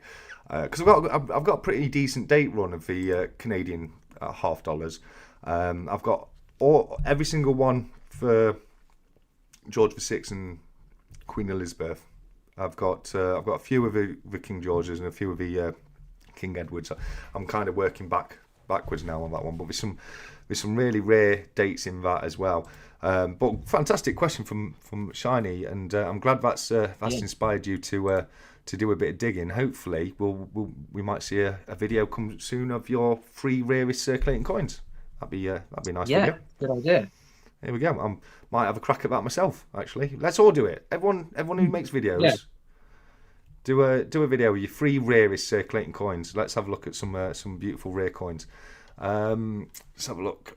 Just making sure. Oh, I am missing a few here. 1 second. My chat is obviously skipped. Oh no. Okay. What is? Oh yeah, that's one we've just done. So here we go. Is Ethan's dad coin noob or nerd? I don't know why I asked it, but I was just not sure. No, I can answer that. Ethan's dad is neither coin noob or nerd UK, is he? That's correct. That is true. Or is this something I don't know, Ethan? Are we breaking news right now? Unfortunately, my dad is neither of them, and has actually got probably the least interesting coins of anyone I know. So there we go. Where did it come from? Was you one of your granddads into coin collecting? Did you just find the love yourself, or where did your passion for coins come from? Yeah, so what I would say is Charles and Max did collect coins because of their families before me. And so then, because my friends were doing it, and it just happened to be a case of I knew that they did it. And on the same day, I found my old wallet, which had some old £1 coins in it. And this is when £1 coins were no longer. On the same day I found that wallet, my granddad gave me just a few old pennies. And suddenly I had old coins, sort of newer, older coins. And I knew Charles and Max did it. And I was like, oh, right, this coin thing, let's have a little go with it. I went to an antique shop and bought a few, and then went back, and then the rest is history. There we go, and and here we are now. This is from Mercy Metal Detectings. Have you ever been metal detecting, and what would you wish to find? Well, I can answer the second part. It's a 5 guinea, because why not? What is it? $250,000? Find one metal detecting, get it done. But have you ever? Yeah, I haven't ever been metal detecting, and it is one of the big things I think because I've actually never been to one of the coin fairs like we're mentioning, and I've never been metal detecting. So I think 2026 Okay. goals I want to make for the year is go Yeah. to at least one big coin fair, like the London Coin Yeah. Fair, and Yeah. go for at least one metal detecting session, because I think both of them are really going to be, will be lots of fun and could be Mate, good for the collection. Find some the stuff. metal detecting for sure, but you're aiming too low, buddy. You're aiming far too low. Scrap off London, get yourself to Berlin. Come on, get yourself out to Berlin with us. You will not regret it. Yeah, well, that maybe. Yeah, World Money Fair, Berlin, 2026. We've got fantastic. I know there's a lot of new bullying there. There is a lot of new bullying being released, but you've basically got the London Coin Fair as well inside, because you've got a hall full of secondary sellers like me and you, who have just got all different types of every single coin, circulating, foreign, I've British. seen all the videos you did and Backyard Bullion did and everything, and it does look like it looks cool. I think if you should definitely consider it, mate, because I think you love it. But at the very least, get to some coin fairs. You would love them. Just looking at all the different bits and bobs that they've got. Here you go. One segue into the name right there. So moving on quickly, because the questions are coming through thick and fast. Thank you so much, guys. So look, the chat just keeps jumping. Here we go. Are you out of cigars? No, I'm not out of cigars, Danny. I'm got swollen glands. I've got swollen glands on my neck, and it's very, very painful. So I'm no cigar. I was going to go for a cigar today because it just would have gone so well with the outfit. But weird. The one weird thing about last night, if anyone knows, I went out for Halloween to do a video for my other channel, which is 𝗕𝗂𝗃𝗍𝒡𝒡𝒠, which is more of an urban exploration kind of channel. I did an exploration around Cannock Chase because it's meant to be haunted. When I got to the German war cemetery right at the end of the night, there was one point where it felt like somebody touched me on my neck. And you see me say it on camera, I was like, ooh, feels like someone just touched me then. It freaked me out a little bit. And then this morning I woke up and the whole left side of my neck's just really swollen and really painful. So weird coincidence, guys. Don't know what to tell you there. But no, I've got a bad throat. So I'm no cigar tonight, unfortunately. But cigars will be back. I know it's been a few weeks now, but I will put an order in very soon. Shouldn't that be part of Showdown, showing off old British coins? Well, there will be. There will be one. I mean, speaking of Stackers Showdown, I mean, Ethan, you were one of the founders of Stackers Showdown, weren't you? Yeah, we sort of come up with partially generated that idea last time, I think. We did, and it just I think we were just all so busy at the time, and it kind of trailed off, didn't it? So recently I thought, you know what, we were having a lot of fun with that. And it was a fantastic idea. So I've reprised it, and we're now doing Stackers Social again, Stackers Showdown again in Stackers Social, and we're on the poured silver round at the moment. A little bit of time left. If anyone, I've left this round open longer because it's been very popular, and people have been putting entrance in, and obviously it's just fun. It's we're not taking it seriously with the voting. The whole idea of it is more to show all the different fantastic pieces of silver you've got. So I've left it open because we've literally had, I think GSH put his entry in today, but if it slows down, we'll probably look to do the voting on that next week. Speaking of voting, my friends, we are now 45% still Ian Attenborough, 23% Standy Millington, and Belly Lickings won't tell me how much she's on because it says Ian Attenborough, Diaxis, and 365 there for some reason. There we go. I can move it. There we go. 14%. There we go. I don't know what's going off there with that. I do not know. So let's show you the entrances again, guys. Here we go. Right. So the Tremor Christ, the pumpkin pup, is that one right there. Fantastic effort on that one. I've just got on this one down. I've literally just saved it as sniper. That's Ian Attenborough, our regular sniper over on a Monday night, and in other places too. If there's ever silver being sold in the format of an auction, just be careful, guys, because there's probably an Ian Attenborough out there in a ghillie suit looking at you. Moving on, we've got Sandy Millington as 365 Days of Silver. Fantastic work there, Sandy. And we've got Mrs. 𝗵𝗿𝗶𝗶 and Mr. 𝗕𝗵𝗿𝗶𝗶.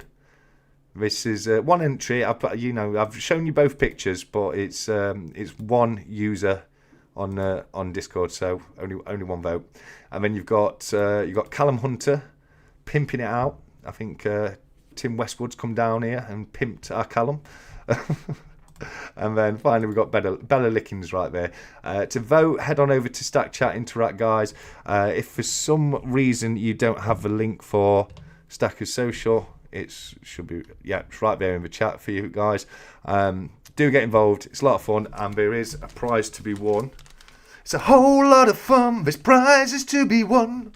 Can't help myself, guys. I'm sorry. I am sorry. But let me just here we go. Turn that off. There we go. And again, you've got the stackcollectorcnb Pokechip, stackcollectorcnb Pokemon card, which is hiding behind the Liquid Metals card, and then you've got the Liquid Metals stackcollectorcnb. So good luck to everyone who took the time to enter, and we'll have a look at that. We'll close the votes just after the duck race, and we'll see who wins. Right, okay, we did that. I think your dad's actually Coin Noob. I'm calling it. I think Coin Noob's your dad. I think you're lying to the community. No, I'm only joking. Random and bizarre question, Baron. I love it. I do love it. Ethan, have you ever been... Yeah, we've done that one.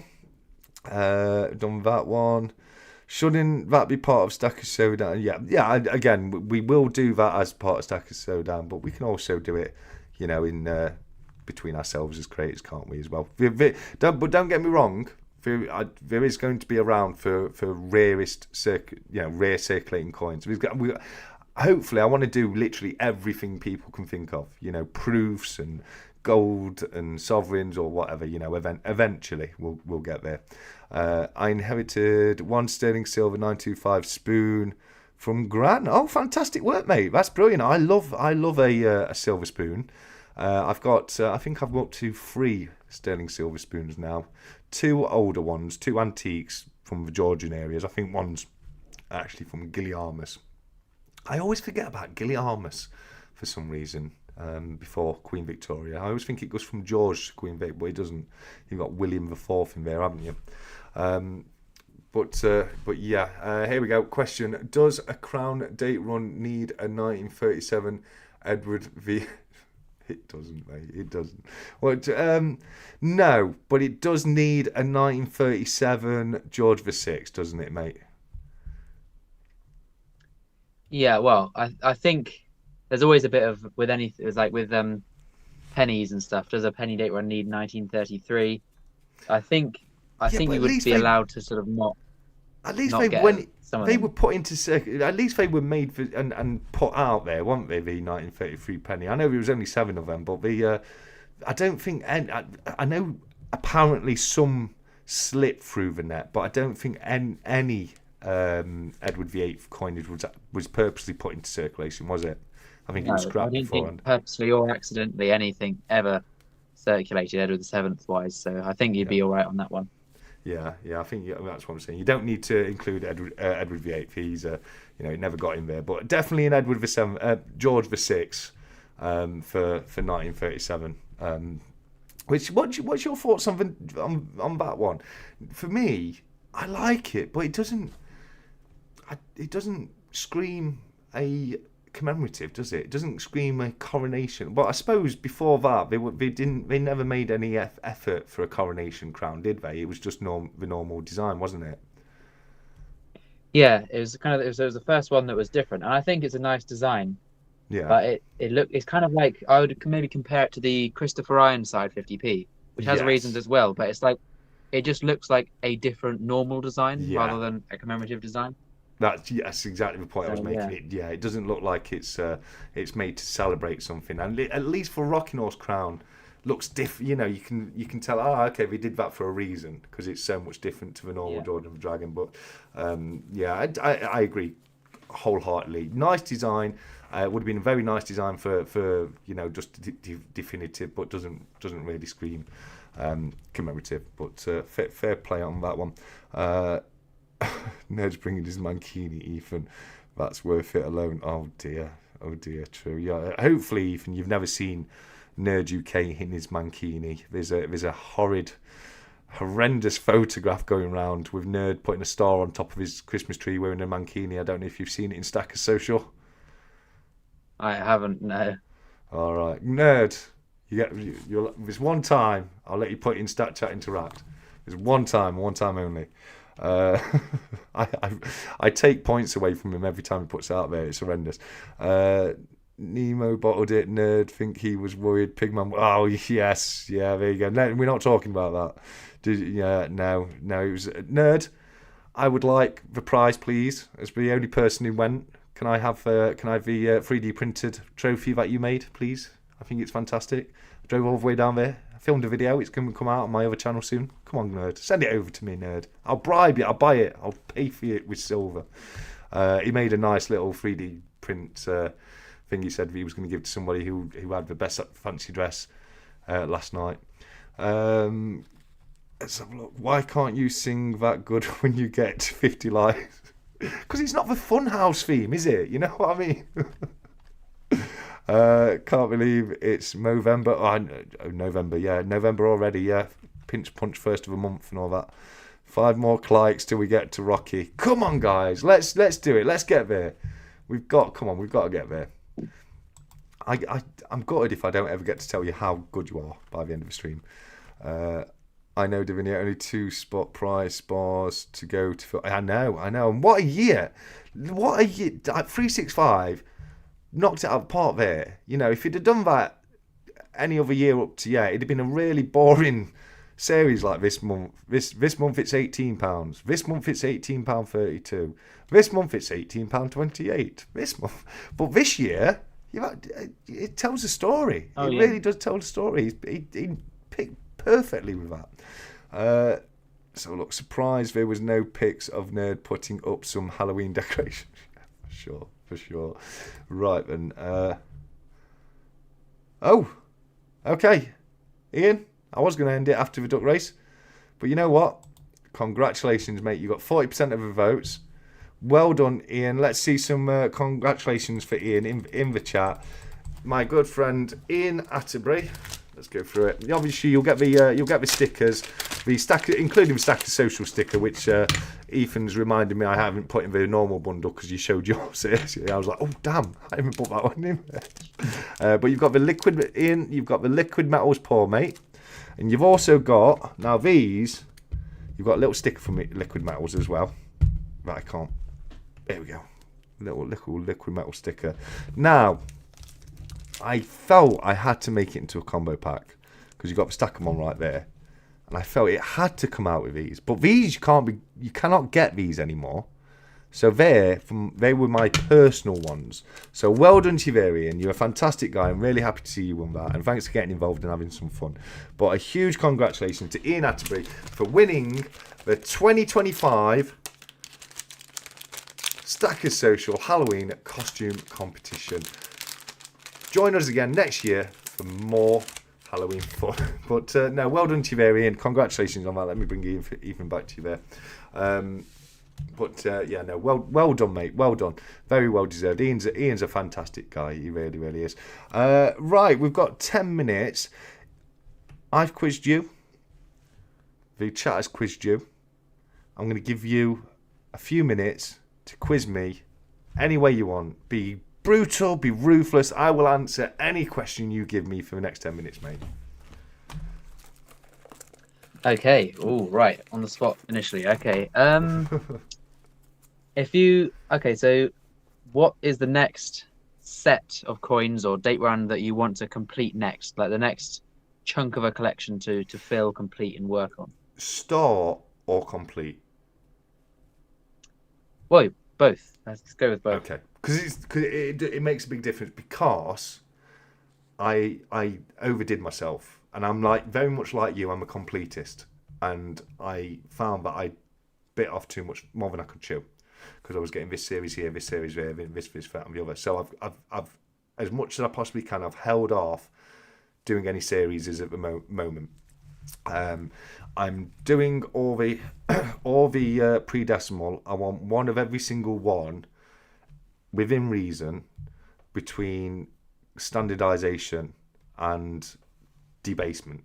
Well, in fact, to decimalization, because I've got all the 𝗕 not non-silver ones. I've got all those. So I'm really getting through them. The one that I've not put a lot of effort in, and the only one I've not put a lot of effort in, is the frequencies, which I will get to eventually. But I think you said something earlier about the big coins being better. You know what I mean? You kind of you look at the big coins first, because the frequencies. I love the frequencies, don't get me wrong, and I think everyone's got a little bit of love in their heart for the frequencies, whether or not it's silver or brass. I think there's 2 proof brass I haven't got yet. The 1953 and the 1949 proofs, I think I might be a little bit wrong on the dates, but I know the 1953 I think is definitely one of them. It's very difficult to get proofs at that age, isn't it? Because a lot of the time they don't look like proofs anymore, even if they started off that way. So the one I'm closest to completing, I would probably say, is the half crown. I think is my most complete run. Florins, I'm not bad on at all with florins. I've got a few Gothics. Now, Gothic florins I drop my standard level on Gothic florins. You know what I mean? Because we've got a bit of a premium on them, haven't you? So I've got the most worn coins in my collection are my Gothic florins. Now, I've got a very, very nice 1849 Godless. And some of the other Gothics are nice, not as nice as the 1849, but some of them are quite worn. So florin, I'd say half crown, but I'm probably much closer to the florin because they don't go back to 1816; they only go back to 1849. So that's probably going to be the next one I complete. Yeah, I think it's similar with me. I've probably got more half crowns and shillings, and then the sixpences is really hard, even harder than the threepences. Yeah. Or threepences. The sixpences sterling are quite hard to get. That's my least filled date run. Yeah. I think I'm doing a bit better with the sixpences than I am with the threepenny bits. But yeah, I think the florin will be the next one that I probably will complete, only because it doesn't go all the way back as far as the other ones do. And I think I've already got the hardest to get, which is the 1849, isn't it? Yeah. Well, there's the 1849's it's sort of its own thing, and then there is a few rare years of Gothic, but yeah, for sure. But same as I say, I've got a good number of the Gothics. The Gothics went up. Was it 1870s? Wasn't it? The Gothics went up to 1886 was actually the last year. 86 was it? Oh wow, yeah. Okay, all the way up to Golden Jubilee, wasn't it? Yeah, of course. And they are beautiful design, aren't they? The Gothic designs.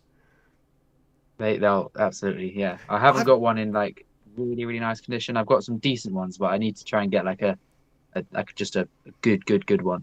Yeah. No, I for sure. So I've got a question for you, and I think you're going to find this one possibly a little bit difficult, because I do. Now, most people consider the Gothic young bun-headed version of Victoria to be the most beautiful effigy of Victoria, don't they? What are your thoughts about Gothic versus Indian? The Indian portrait is quite similar, isn't it? It's got like she's got the plaits tucked up around the crown and stuff. Yeah, and she's wearing like a really beautiful, like you see Indian ladies wearing during the weddings when we go to all the efforts. Yeah. She's got a really ornate dress on. It is quite similar, but which one do you think's better?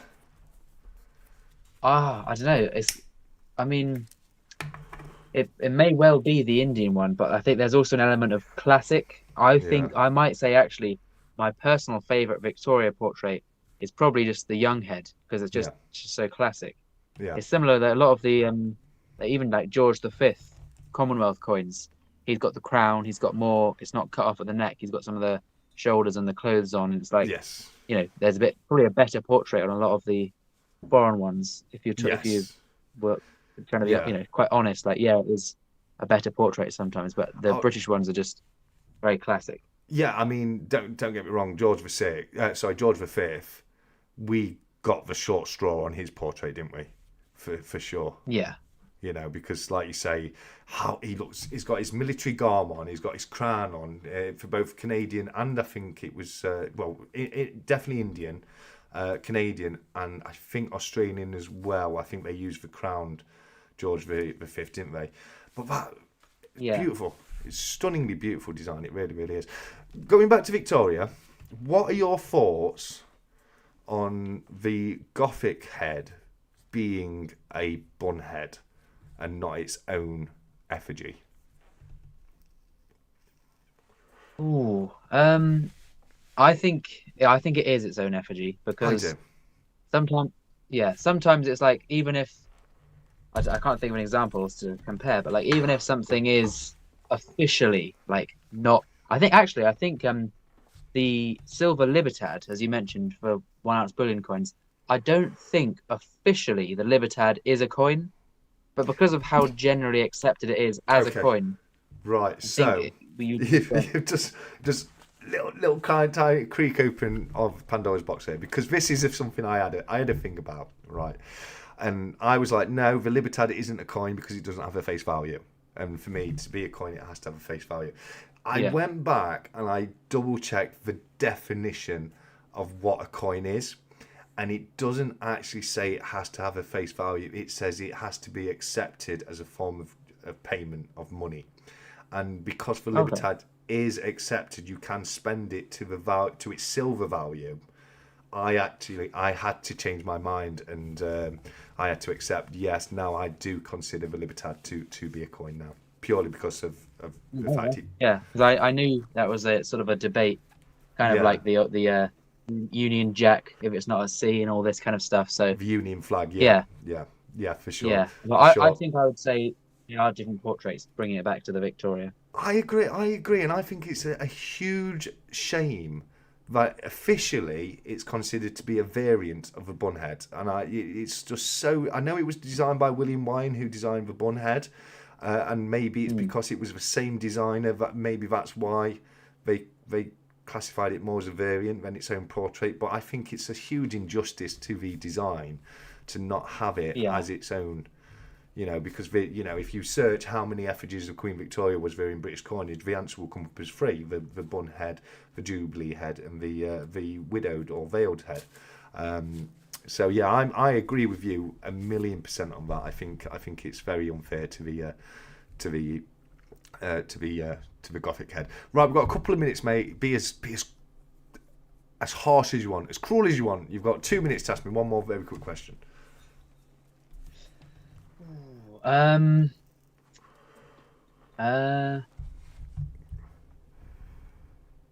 guess, as you've been talking, like there's a lot of these bullion collectible pieces, and we talk about the old British stuff, and you've got the rarer Canadian stuff.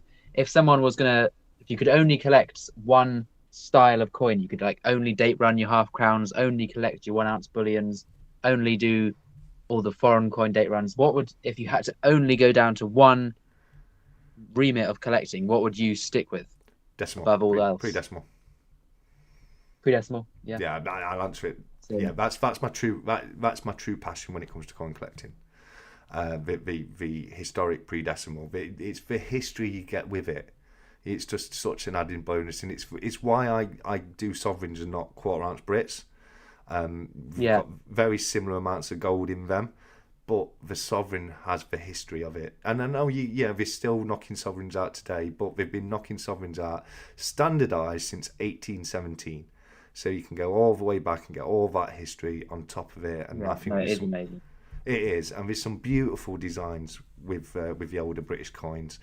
Absolutely love that. I've really got into recently. I've got really into collectible silver art pieces. So like I'm big into the weapons. I'm a little bit of a history buff, and I like military history, especially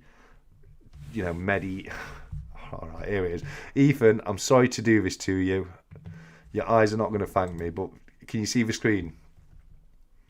I can. That's Nerd UK and his mankini right there. That's as much as you get, Nerd. That's as much as you get.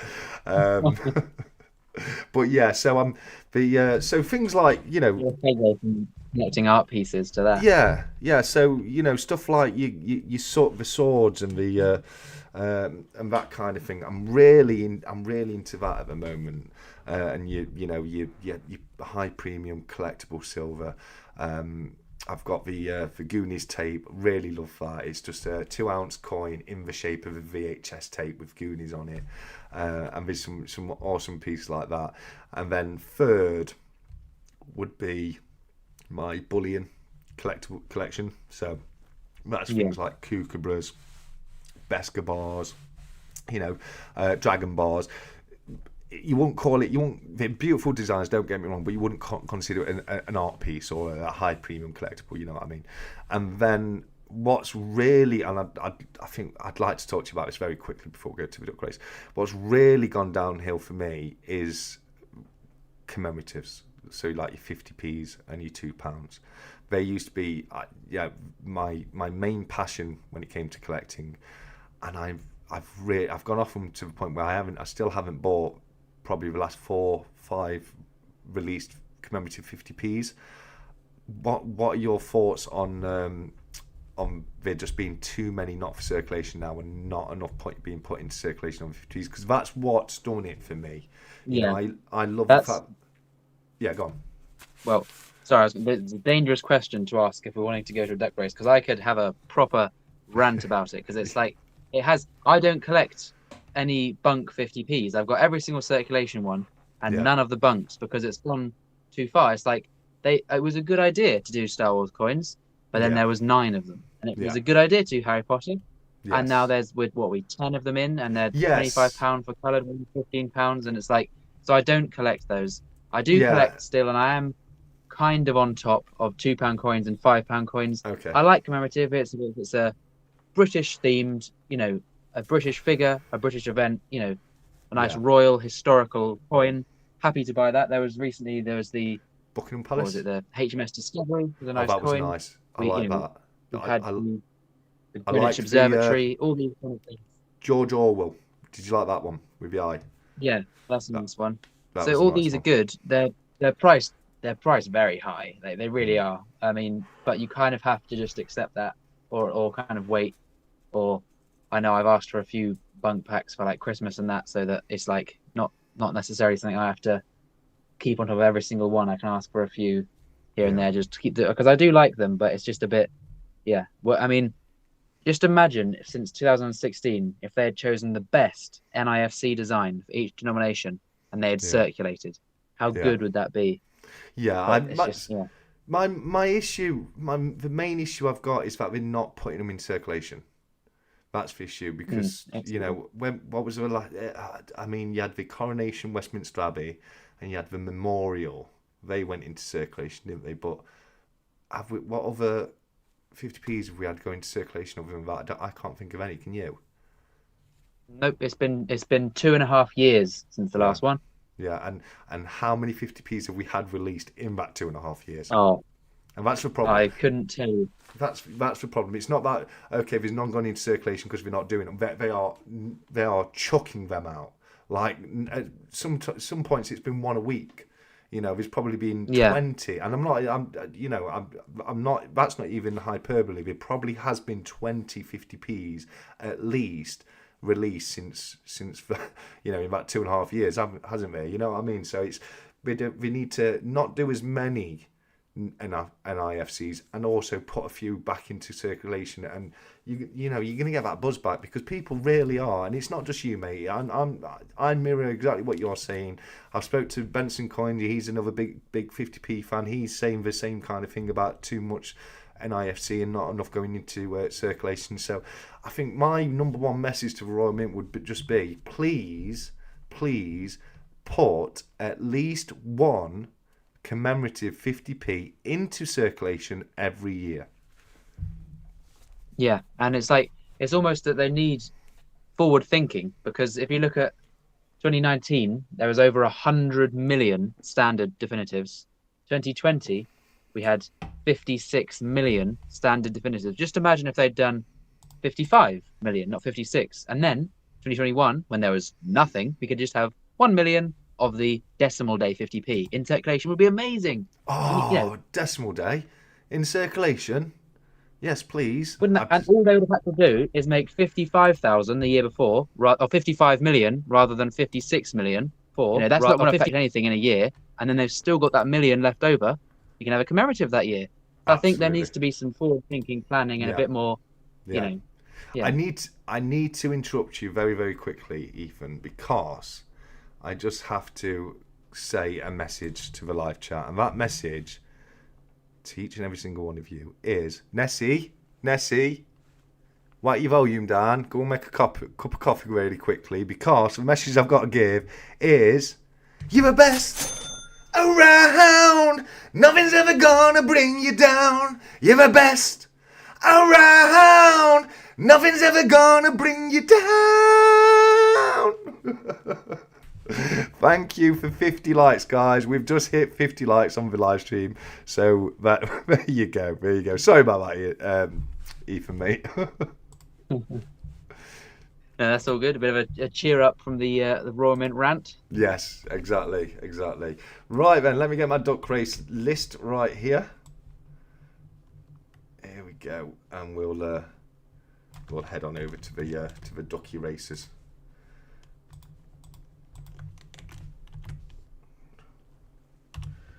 Okay, guys, where are we? Here we go. Duck races. So, if you put the phrase in last week, or you're a channel member, your name will be on this list right here. If you wanted to double check that, here's your chance. Slow it down, watch it back if you have to. But if you did, if you put the comment last week, which was Venice, in honour of Cobra Stacker going to Venice for holiday, then you will be in here if you did that, or you're a channel member. But don't forget, guys, this week the phrase is third guinea, as in a third of a guinea, so 3RD guinea, and I've put the post up already. But let me get back over to races, mate. You, as the guest, you get to pick the time. Yeah, let's go with. Let's do it just a nice standard 30 seconds, quite quick, half a minute. Okay. Quick 30 seconds. I'll say it. Normally the rule is it has to be over a minute, but I can. No. My throat is very sore tonight, and I thank you for the 30 seconds because the commentary does take a little bit of a toll. So guys, nice quick 30-second one here. So look. No, what's damn you blown this speaks. Oh, bless you guys, bless you. Right then, Ethan gets to choose the time, but he doesn't get to choose the shuffles, because that goes down to the wonderful, lovely people in the live chat. You can't do it straight away. You've got to wait for me to say go, and there you go. How many shuffles, guys? Shiny. Oh, here we go. I wish you didn't have to wait, because I'd have got 4 now. It's 2.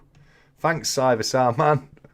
We're still doing it. Still now doing it. 2 shuffles. Here we go. 1, 2. There we go. But what you do get to do for me, mate, if you don't mind, is just give me a countdown from 3. Okay. 3, 2, 1, go. And they are off, and straight away it looks like it's 𝗵𝗵𝗶𝗃𝗃 coming out the gates in pole position. I can't see who that is. It's Nickels and Dimes right there, but Jack Stacks is there as well. So is Village Bounty, and someone behind Nickels and Dimes right there. We're already into the final 20 seconds of the race. Right now it's True Legends and Nickels and Dimes going forward with a little bit of 𝗬𝗏𝗏 there as well. We're in the final 10 seconds of the race. It's still Nickels and Dimes, it's still True Legends, it's still 𝗬𝗏𝗏, but it's all changed now. We're coming into the final 5 seconds. 𝗪𝗏𝗁 is storming away. Is it going to be 𝗪𝗏𝗁? I think it is. It's going to be. It has been. It is 𝗪𝗏𝗁. Well done to you there, 𝗪𝗏𝗁. Congratulations, my friend. Let me come back over to the studio while I ask Ethan. Do you have any idea what time it is, mate? 10 minutes past 9. Ooh, that's a wrong answer. That's a wrong answer.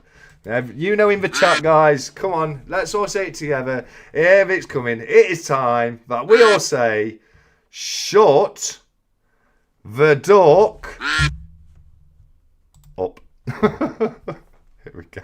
Just quack in my ear, you see. Right then, let's 𝗃𝗂𝗧. Let me put that down before I forget, buddy. 1 second. Duck race winners. Here we go. 1st of the 11th. 𝗃𝗂𝗧. Send me a message confirming your address, please, 𝗃𝗂𝗧, and I'll get your bundle out to you. You've got the stickers, poker chips. You've got the 500 florin, 500 half crown, and the 90% diamond as well. So congratulations to you there, my friend. Very well done to you indeed. Right then, brilliant. Okay, so we're going to be ending it fairly soon. I'm really gracious for you to come on, Ethan, mate. I really am. As we said earlier, you're a busy guy. You've got a lot on. I'm still slightly exhausted from my escapades last night, which were a lot of fun. If anyone didn't know, I braved the haunted woods of Cannock Chase to go out and do a video of me trying to find, or you know, there's so many tales. You know, you would have thought there's no possible way of going in and coming out alive on Halloween, but no, I didn't really see anything particularly. So there's that to it, but it did leave me a little bit tired. I didn't get home till 1 o'clock in the morning, and then I didn't get to bed still straight away. So I think it was like 3 or 4 o'clock in the morning I got to sleep. So yeah, but I'll just touch on what you're saying. I think you're 100% right. Everything you said about the 50p's there. I think it's a shame, and I think it's, you know, it's putting people off a lot.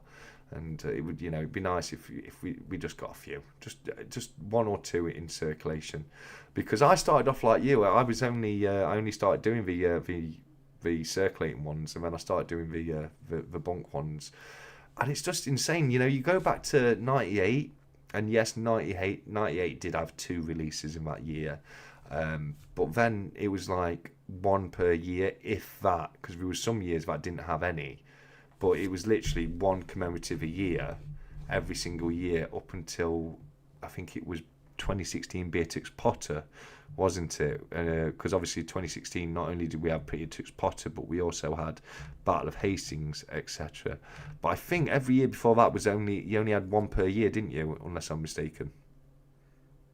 Yeah, I think so. Apart from all the Olympics, obviously. But... Oh yeah, not counting the Olympics set, of course. So up to then, and up till 2016-17, it was not just 1 a year, but that kind of meant that every single 50p commemorative went into circulation. Yes. It's quite funny. I encourage collectors now. There's some videos on YouTube of people looking at the 2017 mintage figures and being really confused. Where's the mintage for the Jane Austen £2 coin? That they can't find it. What's going on? And it's like the first time ever. Oh, actually, it's an NIFC. A what? Yeah. Oh no, this coin isn't going to go into circulation. Well, what's the point of that then? And it's like now such a standard thing for any £2 coin release. But it's like watching those videos then, it's like, oh, what's going on here?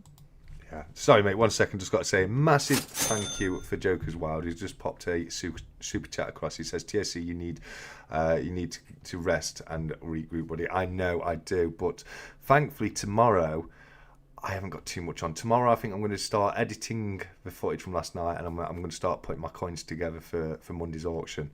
But I can have a little bit of a rest tomorrow. But you're right, you know, NIFC just didn't exist. On the 50p's, is it Gruffalo or Snowman that were first NIFC? I believe it was Snowman. They're very close. I mean, same year, isn't it? Snowman and Gruffalo, 2018. Is it? Or I think Gruffalo's 2019. 19, yeah. For some reason I always think 2018. I think it's because I think the reason for that is that I bought the 2018 Snowman and the Gruffalo at the same time, and so my head's kind of associated them together. And that is the 2018 I was talking about earlier when I spent it, you know, because that's the kind of guy I am. But you are right, you know, NIFC didn't exist. If the Royal Mint made a coin, it's because that coin went, well, apart from £5, you know, fair enough. Yeah, £5. Okay, but they were always an IFC, and I mean, correct me if I'm wrong, but no £5 has ever been put into circulation, has it? No. Some of them were released in circulating numbers as Cooper nickel non-bunk releases. Yeah. But you had to. They weren't ever distributed as a circulating coin. They were just pumped out. You could exchange a £5 note for one. And of course, as with a lot of coins, they are technically legal tender and all this. No, you're right. They weren't never. there are some. When you look at what is the last crown to be issued in circulation, the answer gets muddied purely because like you say, some of them were minted to numbers where they ended up going into circulation, like the Churchill, a prime example for that. But I don't think that, never with the actual, after they actually started putting £5 on it though, has there. I mean, that was obviously when it was back still a crown, or 25, 5 shillings as we called them towards the end. Yeah, no. To my best of my knowledge, I'm very certain there's never been an actual circulating £5. No, I agree. I was 99% sure when I said it. I'd be very surprised if there ever has been. But then again, the old £2 coin was not circulating, wasn't it? Yeah, that's even more of a grey area. It's like because they definitely got into circulation. Yeah, they definitely got into circulation. It's like if the Royal Mint produces a coin, distributes it to banks and post offices to be exchanged for money, and then it's then spent. Yeah.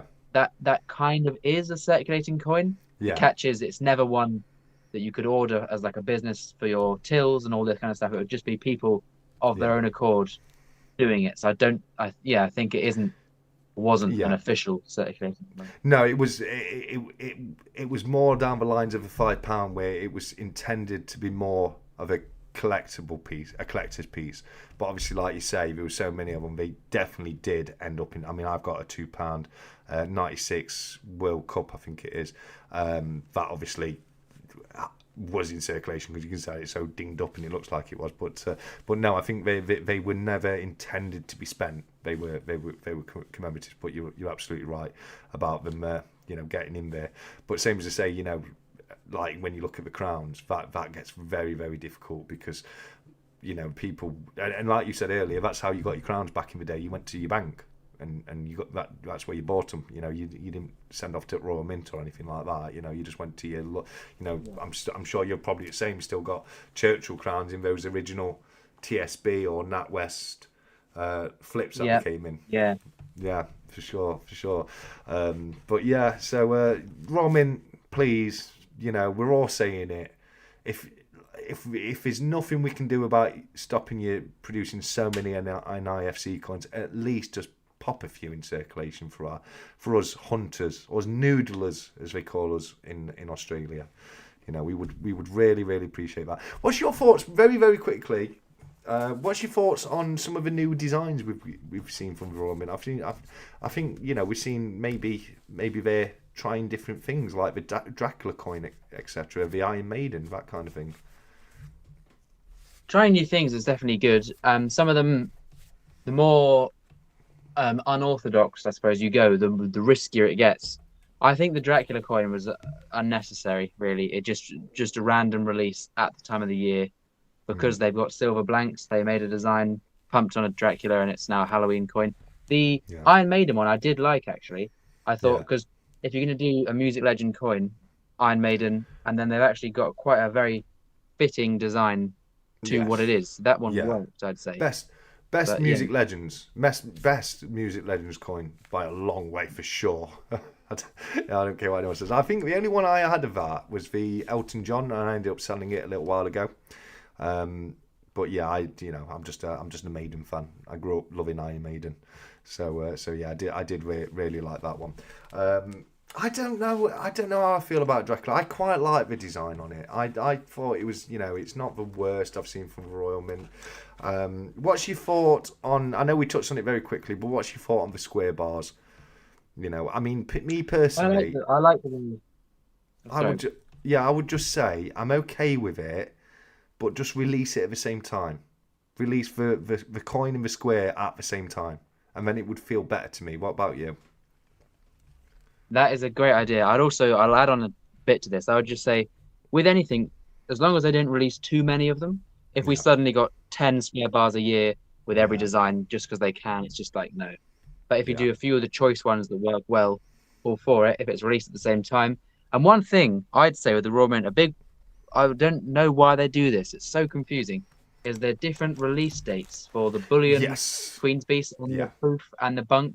It's like, if you're going to release the next Tudor Beast or Queen's Beast or whatever it is, have a release day for that coin where it's, oh, here's the bullion, Yes. here's the bunk, here's the Yes. proof. Collectors can then see the release, come to the website, and buy their preference of coin, rather than, oh no, sorry, this design isn't actually available until next month or whatever. It's just a bit weird. Bond is a perfect example of that. How long ago did Bond finish? And we're still waiting for the bullion. Yeah. It's insane. You know, the 6 decades of Bond finished ages ago now. And they're making us wait so long for the bullion versions of that. To the Beast, you know, that's a wait as well on some of those. But I have always agreed, I've always thought that myself, Ethan. I think it's so bloody annoying that they don't just release them together. And it's like I said, with a square, for me, it's all, I agree with what you're saying. You know, either do it as a standard thing, whereas you do a coin and bar version at the time, and you can do it for everything, and then let people pick and choose their favourite. I'm fine with that. Or, like you say, don't keep it very limited. You know, don't saturate it like you have done with the 50p's, because people will just go off them like they have started to do with the 50p's. Keep it special. Yeah. Keep it to 1, maybe 2 a year, and you know, preferably go for nice new designs. But if you are going to redo designs, pick the good ones. You know what I mean? Don't just put it on any and be like, oh, there's your new square bar. I bought that Elton John off you, TSC. I think you probably did, BB. Yeah, you probably did, mate. I wouldn't be surprised at all. It's not a bad coin. It's got his little pot pie art on and his sunglasses and that, but it's all right. It just it didn't really. I was getting rid of a few bits, and you know, it wasn't one that I was particularly needed to keep, and also I didn't do the rest of the Legends series, and it kind of like, as a bit of a completist, kind of does annoy me sometimes when I've got like one of a series and then I haven't got the rest of the series. You see that I have to get rid of that one or buy the whole other series. Yeah, I'm the same, and I often choose to get rid of that one and just put the money to the other series I continue. Yeah, it's like you're just too much of a nightmare for me. I like you, but no, I'm sorry, I can't do that right now. Think they have got it right with the Strike Your Own exclusive Monopoly. I like the Monopoly 50p. That's what I credit where it's due. I do. I say when I'm not a fan of what Royal Mint do. I thought they did well with the Monopoly. What's your thoughts on that one? Monopoly was a big success. Good theme. The normal version was good, like the release bunk pack price ones and all that. Yeah. And then to have an interesting Strike Your Own as well.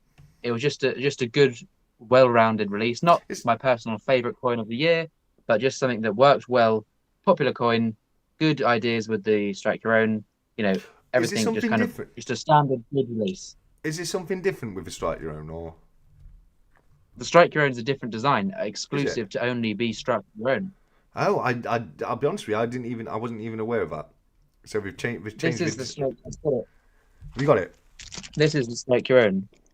And as you see, the design's not well different. Normal. Yeah, it's well different to the normal design. There you go. I might have to. That is only as a Strike Your Own. Yeah. So you can only get it if you go there or buy it. Yeah. So I like it because you got Monopoly Man. Right, here's a quick question. Going back to Conspiracy Corner very, very quickly. Monopoly Man, does he have a monocle? Did he ever have a monocle? Oh, I've just had it out.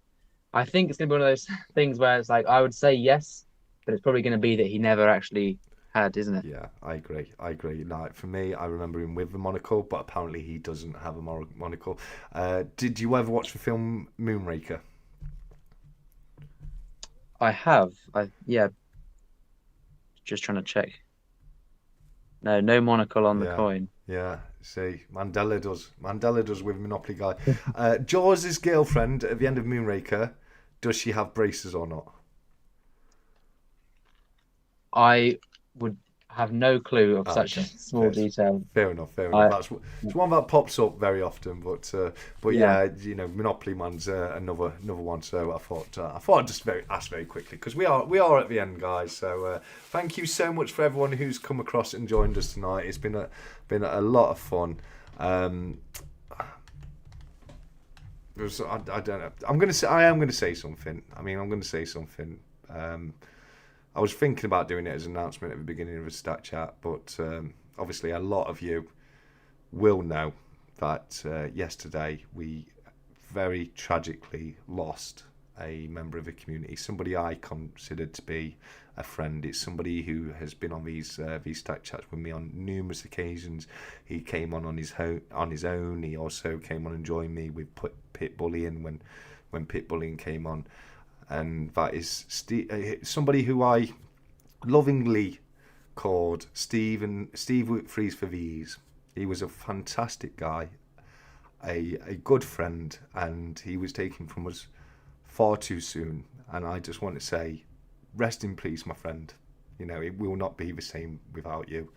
And I know that's been on a bit of a downer, but I just wanted to just, say a little something for Stephen, because he was a wonderful guy with a heart of gold. And since yesterday, I just keep wanting to think, I need to get Stephen back on, and knowing that I'll never have the joy of having him back on for a chat and having a good old laugh and joke with him, it devastates me a little bit. So, big rest in peace to Stephen. It will not be the same without you, my friend. And I'm truly sorry about the loss there, and I'm sorry for bringing things on to a bit of a downer there, mate. But I just wanted to, he was somebody that I did consider to be a friend, and I was taken aback yesterday when that dropped. But Ethan, mate, bringing it back something a little bit more positive. Thank you so much for coming on tonight, and it's been a wonderful chat with you. We've covered some great topics right there. And I hope you'll come back and join me again sometime in the future, and we will definitely need to do a 2026 mystery box exchange. Absolutely, yeah. Thank you so much for having me on. I enjoyed it as I did last time, and hopefully you can come on again and we'll enjoy it again. And definitely we'll do a mystery box sometime soon. Yeah. And like BBA says, fill that chat with some heart, guys. Our good friend God's money is with God now, and that was very, very sad, very, very, very sad. He helped a lot of people, and he reached a lot of people. He did. But no, mate, I would definitely have you back on, and I'd enjoy doing the mystery box exchange. I've always had a lot of fun with them. It's very, very different. Definitely, I've always been very happy with what you guys have sent across. But Ethan, buddy, I look forward to seeing you a week on Sunday, and on the Bits and Bobs channel, on Whatnot, of course, and then on the Bits and Bobs channels in the meantime, before that. But thank you so much for coming across and joining me. I'm going to say, I think I, for one, have definitely rabbled on enough. I mean, I think we could listen to you for hours on end for now, but I've definitely rabbled on now. So I'm going to leave you all in the usual fashion by saying, until next time, as usual, look after each other, keep stacking, take care, and goodbye.